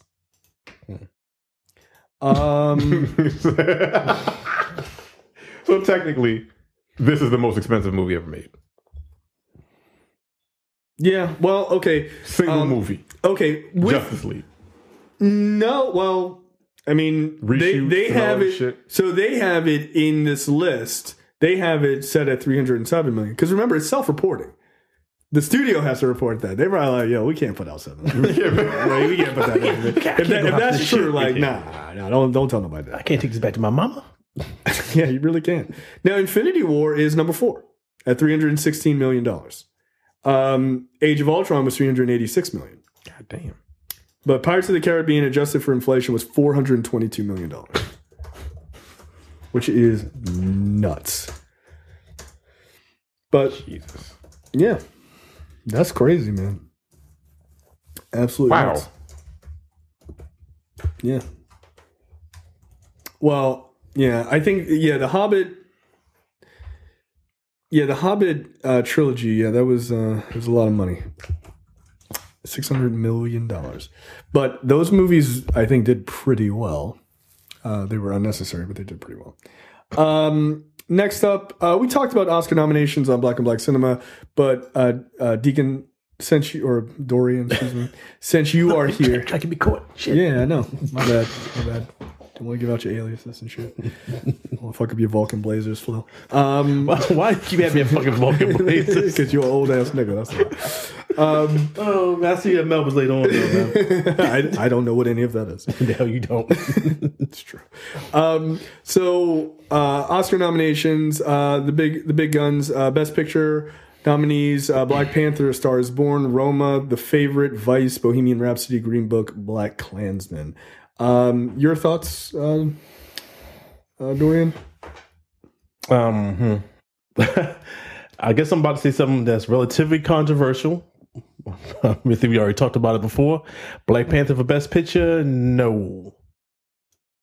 I'm fine with the rest of the nominations for the most part. I don't think Green Book should be there either. Yeah. Disclaimer. I don't have to put it out. I shouldn't have to put it out there, but I love Black Panther. I think it was a dope ass movie. I enjoyed it. I had the DVD, but Best Picture, I really don't see anything that came out of that movie other than the cultural significance of it. We get that part. Right. But there was nothing in the movie that really stood out to me as far as acting, unless they're talking about the subject matter that was put in a comic book movie as far as colonization and stuff like that. I'll give them that. But overall, I wouldn't give it Best Picture. It wasn't even the best comic book movie of this year, which was probably Infinity War. Yeah. So, or I would make the argument that Into the Spider-Verse is. Yeah. I mean, I would go with that way. So, but live action, I would definitely agree it's Infinity War. Now, Black Panther, as far as costume design, stuff like maybe even directed, but costume design off the charts. Yeah. The costume designs of the movie is great. I'm pretty sure they get nominations for that, and they should win. Yeah, they do. But Best Picture, if it wins, I'm fine with it, especially with the Oscars history, because we know how fucked up and shady that is. So if it wins it, I wouldn't be pissed at all. But overall, if you ask me, should it get it? I'm like, nah, I wouldn't give it to him. Yeah, I agree. And that was pretty much our sentiment as well. That's what I'm saying. Somebody in our fan group, though, disagrees. I'm trying to find his post, actually. He went into a lot of like deeper meaning as far as what the movie represented. But here's the thing: while I understand what he's saying, I don't think the Academy is looking at any of that as far as Best Picture. Right. Honestly, I think and I don't think the Academy ever does. Yeah. No, the Academy is looking at filmmaking, and I think it's really hard. And I also think it's a little weird. But I think it's a handout. Honestly, what's that? I think it's a handout. I do, and that's the problem, right? It's just nominate a black film because it deserves to be there. Yeah. If there's not a black film that deserves to be there this year, then it doesn't deserve to be there. I think it's a preemptive offering in fear of the Black Twitter backlash. If it didn't get a nomination, yeah, that's what 100%. I mean, truth be told, even with nomination, if it don't win, it's still gonna be a fucking backlash out of it. But yeah, because now people are looking for it to win. Right, because that's and this is the problem with the Oscars, and not so much the Oscars themselves, but how people perceive it is if the movie that they like is nominated, they think it should win. Right. Period. Yeah. And if no one goes, oh, it didn't win. Okay, most people go, it was robbed. Right. Yes. No, but these other movies were also very good. Right. Like, look. I would have been bummed. I would have been super bummed if Moonlight didn't win 2 years ago. I would have been, because I thought it was the best film of the year of that list. Now it did win, and that was great, and it deserved to win. But if it didn't win, I'm not like, the rest of these movies are garbage. Like, no, like, it's okay. Like, but also at the same time, it's like, why do we need to be validated? But also, we need to win. Like, and then on the other side too, you'll have within the comic nerd community of some of the white nerds, the bigots, racists, whatever, saying, well, trying to basically downplay Black Panther, but also saying, well, Logan should have won first, or Dark Knight should have won first, which I probably will maybe agree with, but you can't basically compare those two, because what happened with Black Panther this year has no bearing on what didn't happen with Dark Knight or Logan in the previous years. Like, you can't blame Black Panther for finally getting the notice. Right. No, you can't. No. Right. And look, I mean, that's a fair point. The Dark Knight is an overall better movie. Yeah. And it's a better movie. If you're going to put that as a best picture, it makes more sense, just because overall it's stellar fucking acting, great direction, like cinematography. There's a lot more than just this is a cultural significance, right? And and that's not to say that the cultural significance isn't important. It's just important, but not in the context of the Academy Awards. No, right. This is about filmmaking. And as Terrence and I had the conversation on Black and Black Cinema, Ryan Coogler should have absolutely been up for Best Director for this. Right. Absolutely. That I have no problem with. But best film? It's not. It's not even his best film. Nah. Like, it's not. Yeah. It's not. And I think Logan last year got, nominated for Best Screenplay? It's something like that, right? Yeah. Look, one of these comic movies is gonna break in, and it's gonna be there because it absolutely deserves to be there, and it's gonna win. It's only a matter of time. But this ain't it, Chief. Like, it's not it. This one's not it, and that's okay. Like, and even with everything I just said, the one good thing I can take out of this kind of good thing that I think it kind of does, even though I do think it's the kind of a, hey, here, just leave us alone type of offering. I do think this may open the door for other comic book movies after it. Absolutely. To start getting that nod or that examination. Like, you know what? That is some great filmmaking. We can bring this on as a nominee. Yeah. So, I think that's true. It's not the perfect gateway movie. Fine, whatever. Get it in there and let's start the ball rolling for other movies to get that recognition, because the genre is being elevated. It has been elevated over the past couple of years. So even as much as something like Infinity Wars is a spectacle, it's a lot in there. It's dense, characterizations, the relationships, and just the transition of those characters and how they go about over time. Yeah. So yeah. Well, look. There's gonna be some heartbreaking fucking moments in Endgame. I wouldn't be surprised if you hear talk about that one being nominated either. I really wouldn't be. So we shall see. Best Actor, Christian Bale for Vice, Bradley Cooper, A Star Is Born, Viggo Mortensen for Green Book. No. You see Vice yet? What's that? You see Vice yet? I haven't seen it. No. Willem Dafoe at Eternity's Gate, Rami Malek for Bohemian Rhapsody. Best Supporting Actress, Amy Adams for Vice. Yeah. Marina de Tavira for Roma, Regina King for If Beale Street Could Talk, Emma Stone for The Favorite, and Rachel Weisz for The Favorite. I think I skipped over Best Actress. Glenn Close for The Wife, Lady Gaga, Star Is Born, Yalitza Aparicio for Roma, Olivia Colman for The Favorite, Melissa McCarthy for Can You Ever Forgive Me?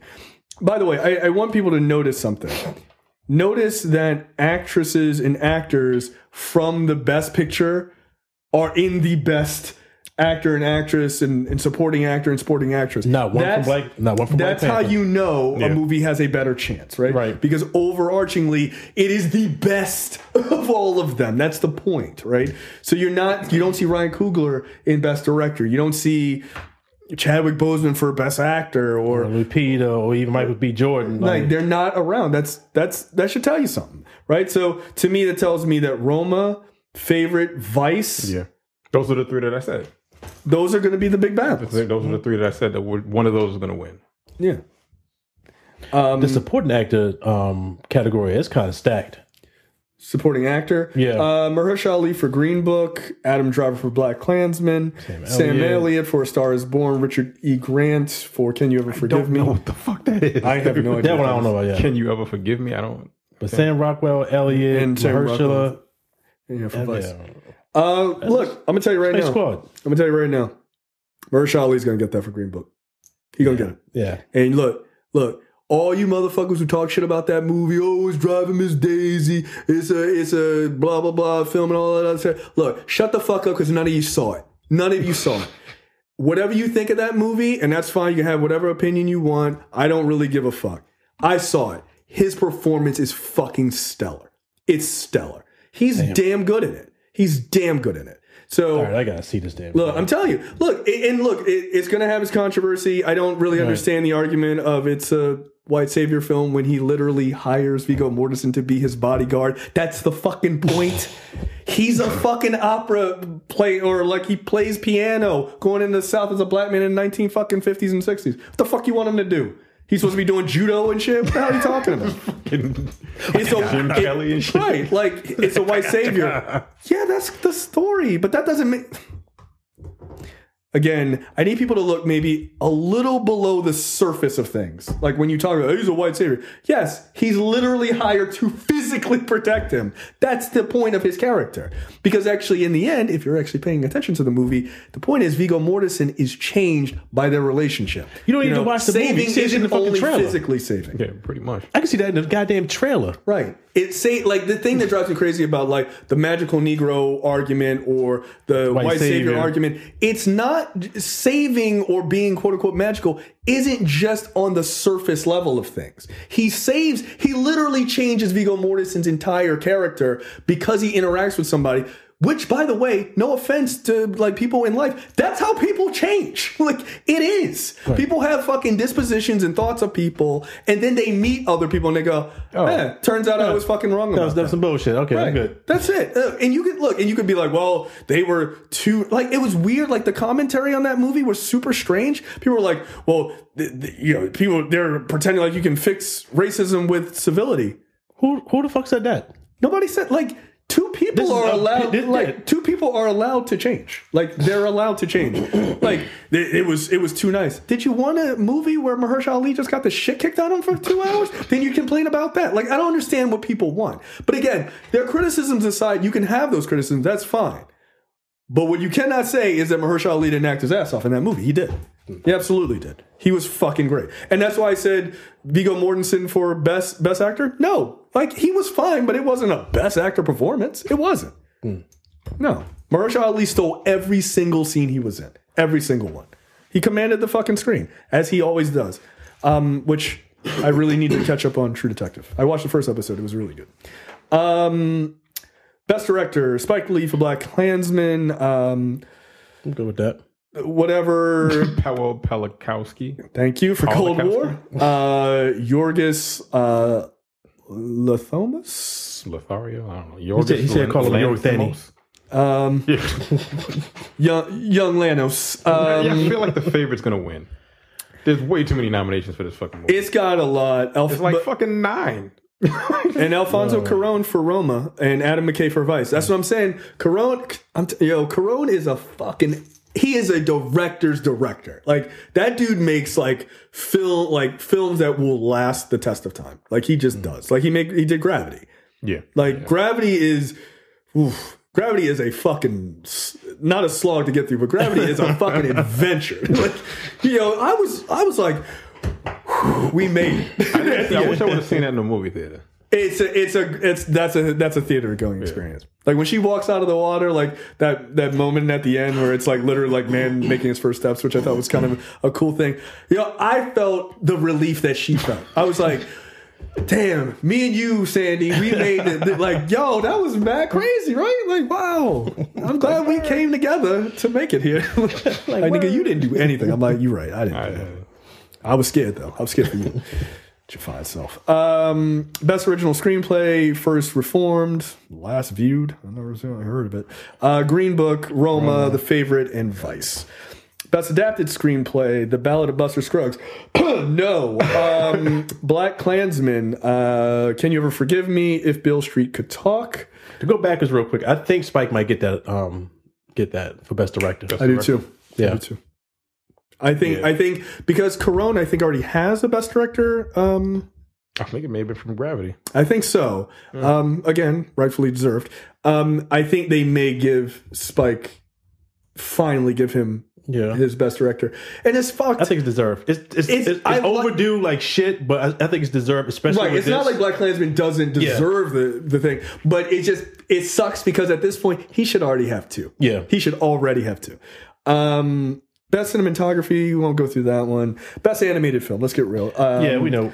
Spider-Man Into the Spider-Verse. If Spider-Verse did not come, if Spider-Verse did not come out, Incredibles 2 would have had it. Yep. Easy. I think that's probably true. Spider-Verse came out, that's a wrap. Yeah, that's a wrap. I still think that Spider-Verse should have been nominated for Best Picture. I truly do. You want to talk about cultural impact? That movie will have massive impact on kids of color for decades to come. Absolutely. Because it's going to usher... Those seeds are planted in them now. Yeah, and it's going to usher in more and more of it. Yep. More and more of it. And the rest of it... I still need to see Ralph Breaks the Internet. I heard it was pretty good, though. Yeah. I'll just quickly say this. I haven't seen any of these documentaries except for RBG. It was great. About Ruth Bader Ginsburg. It was great. It's a great documentary. So there you go. There's your Oscar talk. All right, next up... I don't care about this Ghostbusters 3 story. I don't know why I put it here. They're gonna have. It's gonna be 4 characters, 2 girls, 2 boys. They're gonna be kids. So there you go. All right, whatever. Well, proving my point that I've made about Ghostbusters, that remake that they did. Stop separating genders. Put them together and just show that they're all capable. This is how you fix views on men and women being different. Put them together and show that they can do the same job. And don't make the same mistakes you made in Ghostbusters 2. Fuck you talking about? What happened? What's wrong? Don't let Bobby Brown do the soundtrack? That's the one saving grace you keep going to. That's the one saving grace. Okay. You know what? No, hold on. Hold on a second. We're good. No, we get into it right now. Is the Bobby Brown song not amazing? If I was you and you were me, it's okay. It's okay. All right. This shit last episode. Fuck out of here. Wait, but he didn't even have Bobby Brown jaw at that time. He was doing just fine. He wasn't fucking doing the shit with Whitney in the store. Yo, that clip is so hilarious. It ain't better than that new Ryan DeVoe song with his wife. Nigga. I got to see them shoulders bouncing. Somebody commented. They were like, he's always been a background singer. And here's why. I was like, God damn. Y'all ready for that second verse? We got a choice, motherfucker? Not really. I don't need that in my life. Get the fuck out of here, Ronnie. Come on, my nigga. Oh, man. Yeah, I love it, New Edition. I love BBD, man. Ronnie could do no wrong. He fucking up, though, with that shit. And it just looks sad. It just looks sad. It was like a morning television show. Yeah. It was like... How the mighty have fallen. I was like, yo, what is this? What is this ghetto peaches and herb nonsense? Get out of my face. Yo, how do you, as like a host of the show, and these niggas up there singing, I feel like... As the camera pans off, you're like... I'd be like... Well, oh, shit. I'd be like, cut the camera 3. Cut the camera 3. Like, yo, keep the shit on them niggas. I don't need this. It reminds me of... You remember when, what was it, Fergie sung the national anthem, and they kept cutting to all the fucking basketball players, and they were just like... dying over there, man. Let's play some basketball. You know they made like a club mix out of that shit. Yeah, of course they did. Oh. But go back to the Ghostbusters real quick. Did you hear about Leslie Jones's response to this? No. Well, I saw that she said something. I didn't. Yeah, she was kind of going off. Basically saying like it's fucked up. Yeah, it's like it's fucked up. Like you act like our shit just don't count. Like we just don't matter. Like no, I think the box office said that. Oh yeah, like no, it actually made its money back. Did it? I think it made like $250 million. Oh, okay. I mean, look, here's the thing. We're like, yo, it's not your movie. Your movie was a remake. Yeah. Your movie is out of sync. Right. This is Ghostbusters 3.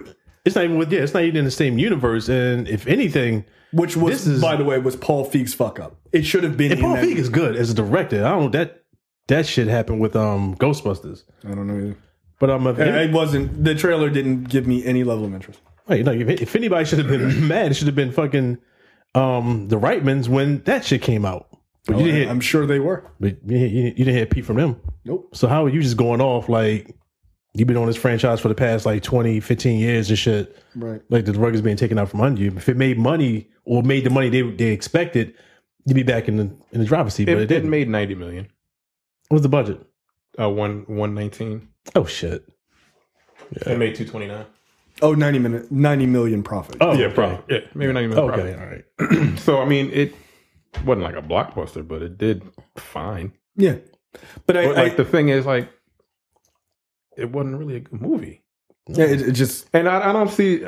And what movie just recently did this? Halloween. Literally, just recently did the same thing. They just all the other shit in between, like one. Basically, like after one 2 and everything. Yeah, that shit don't matter.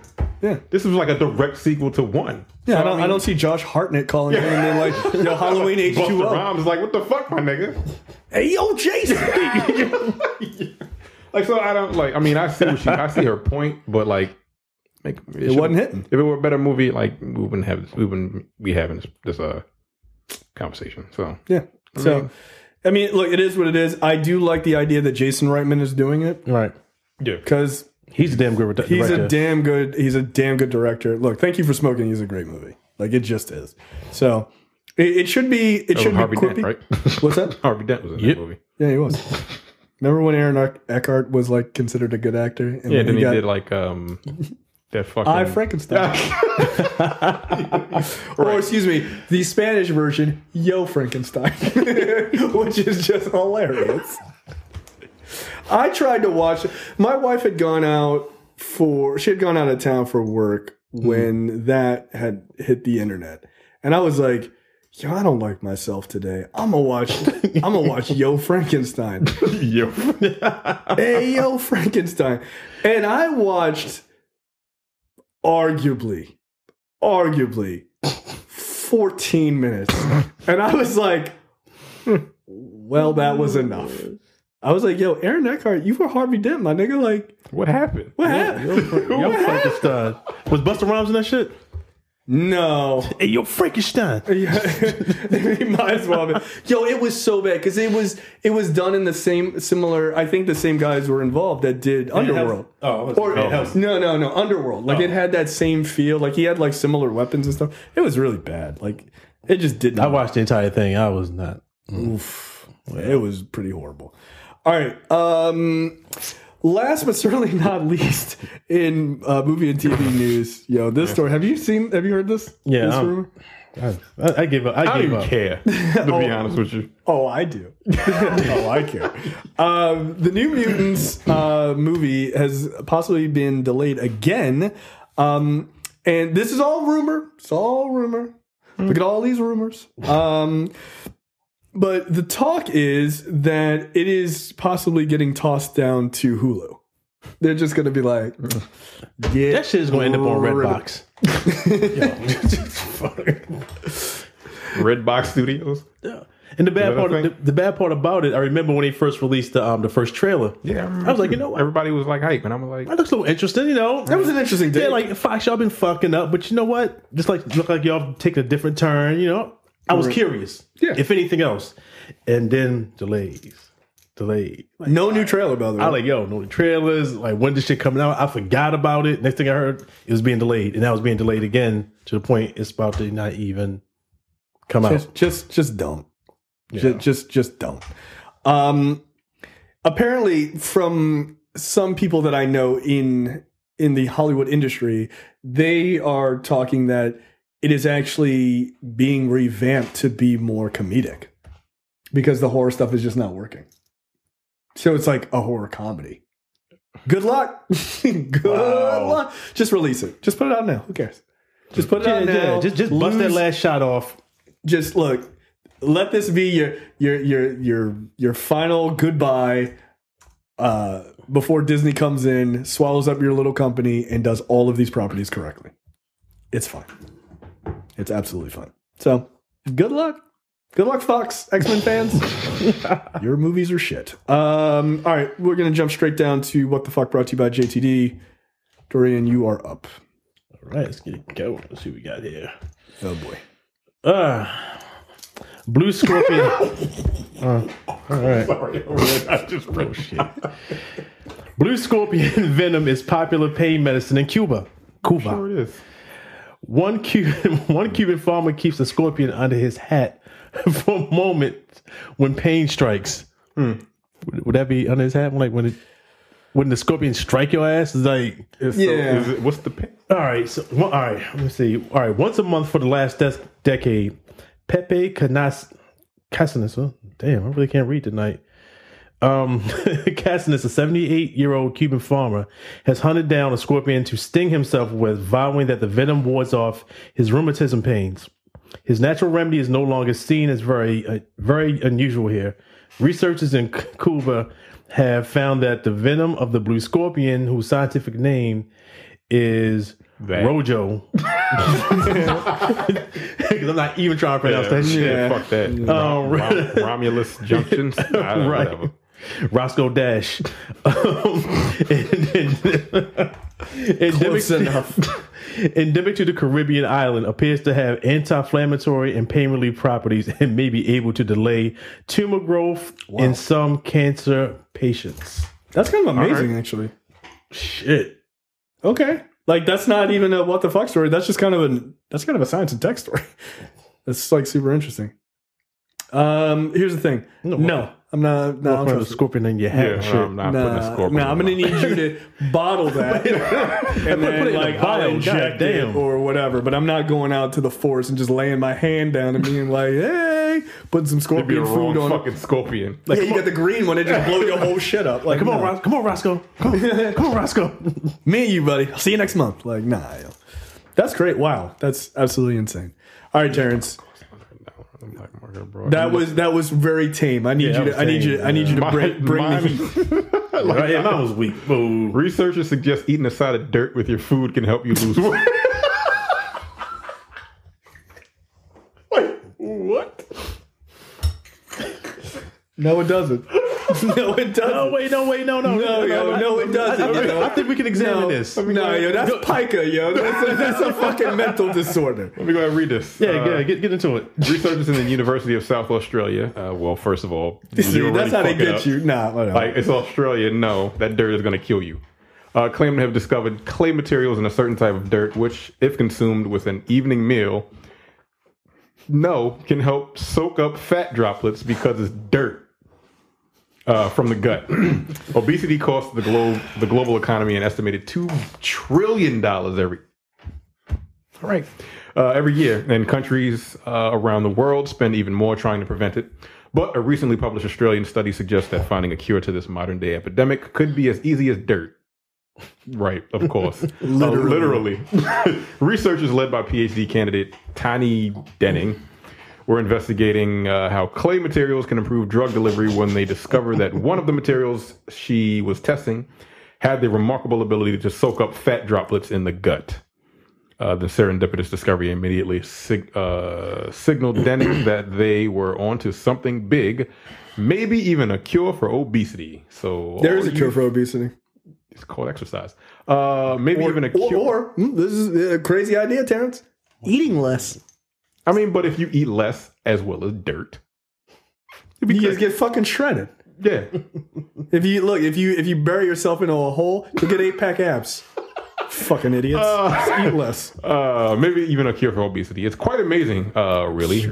Tiny Denning told Science Daily. I was investigating the capacity of specifically clay materials to improve the oral delivery and absorption of antipsychotic drugs. When I noticed that the clay particles weren't behaving as I expect, you know what? Like, eat dirt, get thin. Like, fuck it, whatever. Yeah, they got. You trying this? No, look at me, nigga. I'm thin enough. They got purified dirt. Terrence has been eating mad dirt. It's fucking weird. He comes here with a little microwave container. Yo, can I heat this up? Throw a little water on it, get a little mud joint on there. Yeah, does it making it mud? Is that like with kale, right? Like if you cook it down, you cook all the nutrients out. Like if you add water, does it fuck it up? Like this is gross. Putting bacon bits in that shit. Yeah. Like it's Bacos. This is like it's vegan. They like put it in their drinks? Like crazy. Well, I've had some crackers that pretty much taste like dirt, so I guess those are probably pretty good for you. Our processed clay has an unusually high surface area, which means it has huge capacity to interact with and soak up digested fats. I mean, look, that's actually pretty interesting. I'm not eating dirt, my nigga. Like, I'm just not. Again, bottle this shit and put it into something else. Yeah, you're going to have to mix it with something. It's not dirt, it's sediment. You're going to have to mix it with something. Humans have been consuming dirt for thousands of years, and even though in most cultures starving, it is considered an eating disorder, it may just be the answer to fight obesity. And because clay has been used as food, other edible products down south, for so long, clinical trials for this potential, they use it to like cook shit. No, you know what? No, you know what? This is all bullshit, and I'll prove it. This is all bullshit. That shit. I'll prove it. This is what really happened. This article, science droplets. Nah, bullshit. Here's what happened. Some idiot looked on TV and they were like, yo, those mad skinny African kids are eating dirt. And they were like, they're skinny. It must be the dirt. No, they're eating dirt because they don't have food. That's the problem. Dirt does not solve anything. Stop eating dirt. You have pica. That is a mental disorder. And the people who are eating dirt who don't have a mental disorder, it's because they're starving to death. And it's the only thing around. No, I don't buy it. Not buying it. In moderation, maybe? You try it first. You let me know. I'm good. I don't need to lose weight. I need to gain weight. Does it help gain weight? That you got to eat different kind of dirt. If you eat sand works the other way. It sticks with you. Yeah. It sticks to your ribs. This is stupid. It's like Talib Kweli lyrics. See?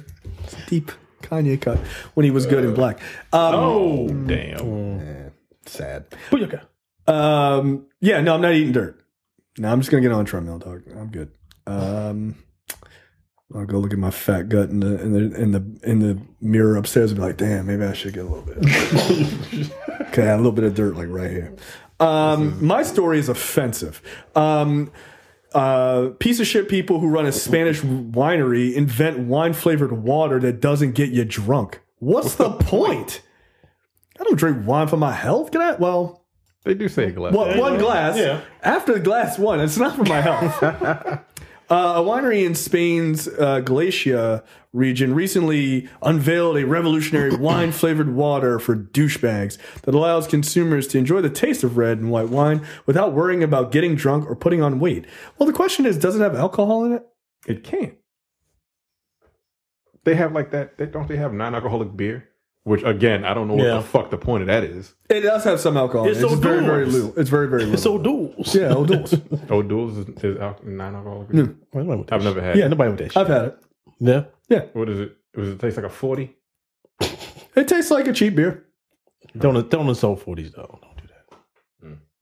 Okay. Did you see that picture they were selling? The 40 ounce of water? 40 ounce of water. Like the most that's hilarious. Yo, that is the most niggerish shit. Nah, yo, that's a millennial like, yo, we could give recovering alcoholics still that feeling, but it'd be good for them, though. Like, all right. So this is basically the same thing. Yeah. Called Vita Galicia. So you could pretty much chug this shit, right? I guess. The enriched water is the result of 2 years collaboration between Douchebag 1 and Douchebag 2. It allegedly tastes like wine, but contains no alcohol and very few calories, making suitable for consumption anytime, anywhere. Although the secret formula behind the ingenious beverage is well-guarded secret. Its creators have revealed that it involves the use of flavanols from grapes and residues from the winemaking process. So, flavanols. We could, in fact, get Micah to drink wine on air. Yeah. Yeah, it's alcohol-free wine. Galicia. He wouldn't do it out of spite. I know it's non-alcoholic. No, he wouldn't do it out of spite. He'd be like, no, I don't trust it. Because I'm a dad now, and you just wouldn't understand. You just like, that clip is so fucking funny. No, seriously, Bryan. The water is enriched with flavanols, grapes, No, I like the taste of alcohol. It makes me feel good. Like, I like the taste, and I like the feeling. And I like the feel of it. It makes me feel better about myself when I'm having a bad day. You get shit accomplished. Or not. Well, sometimes, some days you're not meant to, and you just want to zone out on your couch and watch rich people suffer during the Fyre festival, like me. So no, it's a no for me, dog, on wine flavored water that doesn't get you drunk. Fuck off. That's the fucking point. No, getting drunk is how you know where your limit is. It's like Tampico shit. Yeah, like get out of here. Trailers this week, Black Earth Rising, which I thought was definitely a sci-fi movie. Yeah, it definitely is not. It's not. God damn. It looks good though. This does look very good. What's this woman's name? Michaela Cole. Michaela Cole. When is she going to play Nina Simone in a movie? Yeah, pretty much. Should be pretty soon. It should be, but right, because she looks. Yeah, she does. She looks exactly like her. She said that she would play her if the family was okay with it. I feel like the family would be okay. I think who was it? Zoe Saldana? Shut up, nigga. Don't do that. Yeah, we have to do that. We have to do that movie. We have to at some point, because it's just gonna be us laughing at her ridiculous witch nose that she put on. She's like a carrot that she tied to her face. I'm a witch. If we can't get Zoe back, all right, we use her then. If you can't get a sequel to Nina Simone, Nina Simone's back. I feel like the family wouldn't have an issue. No, I wouldn't think so. Yeah, she's gorgeous. She's sing. Yeah, who cares? You can get a stand-in. Yeah, that's true. Fucking bring in Zoe Saldana in a second. She could probably sing, right? She's a black woman now, right? Even though she wasn't, she said she wasn't back in the day, but she got thrown off a cliff in Infinity War. That's a spoiler. That's a spoiler. Is it? Yeah. Yeah, she got thrown off a cliff. And nothing of value. I really don't. I don't know. I thought she was fine as Gamora. I wasn't blown away by her. I'm not a big fan of Zoe Saldana, just in general. Never really have been, honestly. Yeah, not like so. I appreciate it. All right, nigga. Okay, relax. Right. I'm relaxed. Yeah. I'm relaxed. All right. I will never forget. I called Micah once. This is a funny story. I called him when that movie Columbiana came out. I think I saw it. Not because I wanted to see it. Yeah, that was pretty much his attitude when I talked to him. I was like, "So did you see that?" Because I was like, "Oh, I kind of want to see that." And he was like, "No, don't do that." don't do that. He was like, he said that the whole time she kept saying "You killed my parents." Him doing the impression, I was losing it, dude. I was like, "Yeah, I don't need to see this movie." He was like, "Yo, she's 110 pounds, throwing around 250 pound dudes." It was ridiculous. That was the same thing with Salt. Oh, with Salt. Remember with Angelina Jolie? I couldn't I will break your hip with my fist. You're not hip checking me over this guardrail. It's not happening. But yeah, Black Earth Rising is with Michaela Cole, and she is clearly a woman who survived a genocide in Africa, and she's just sort of dealing with that. And it looks like people who also survived it are, I guess it was done by the Brits. And I think she was adopted by a British family. So I think people are coming to kill these British politicos, it looks like, because they are the ones who caused this. That's my impression. The trailer's a little all over the place, so it's a little hard to tell. It's not really a story trailer, but it's pretty intense. The acting looks intense. Again, Michaela Cole is fucking great in everything. So yeah, I will definitely see this. And this comes to Netflix tomorrow. When you listen to this, it'll be today. And the next one is the last trailer is The Umbrella Academy. This at first I thought this was a series. Apparently, I guess it's a movie. This is about a group of teenagers who have special abilities, and when they're born, this guy comes and like buys all the babies from these women who literally got pregnant that day and then had the baby that night. And then 17 years later, these kids, known as the Umbrella Academy, are trying to stop basically like the apocalypse. And it's got what's her face in it? Who was Shadowcat in the X-Men movie? Karen Page? No. Ellen Page. Ellen Page. I'm thinking about Daredevil. Goddamn. Yeah, which is really weird, by the way, to have Ellen Page in this, because I guess she's supposed to be their age, and she's like she's significantly older than them, but she still looks like fairly young. But yeah, she's significantly older than them. But it also has the guy from the first season of Misfits, and I don't remember his name, but he's really good. He's like this sort of comedy relief in the trailer. Like he's kind of playing the same character. It seems like that he was playing in Misfits, like just kind of a really smart, smarmy asshole kind of British kid. But he was really good, and then they killed him on the first season of that, and then I stopped watching Misfits, that was a real waste because he was easily the best character. But this actually feels a lot like Misfits in a lot of ways. So, I'll see it. It looks British as fuck. But I'm in. Yeah. Did either one of you ever see Misfits? No, I haven't seen it. So that's it was a British show where the kids get special powers and they develop them. They're at like a Saturday kind of detention center or whatever for like wayward youth who like got in trouble and they have to like volunteer, and they all through this like storm or something get these powers. It's a good show. It's actually a really good show. Okay. Yeah. I dug it. Where is it? I want to say Misfits might be on Netflix now or Hulu, but yeah, it was. I think it's been off the air for a couple of years, but I think it was maybe like 3, maybe 5 seasons, something like that. But it was good. I mean, I really enjoyed the first season, but when that guy died, I was like, he was like kind of my favorite character. But I would check out Misfits. I think it's probably worth your time. Okay. Any other parting words before we get out of here? No, if you haven't seen it, watch the Fyre Festival film documentary. That shit's hilarious. Yes, highly recommend. It's very funny. I got nothing. Oh wait, what? Ugh, get your fucking high school bullshit out of here. Hey, Micah, miss you, bro, but I wore this for you and Jay tonight. Shout out. I don't even know what that is. You know what that is, bro.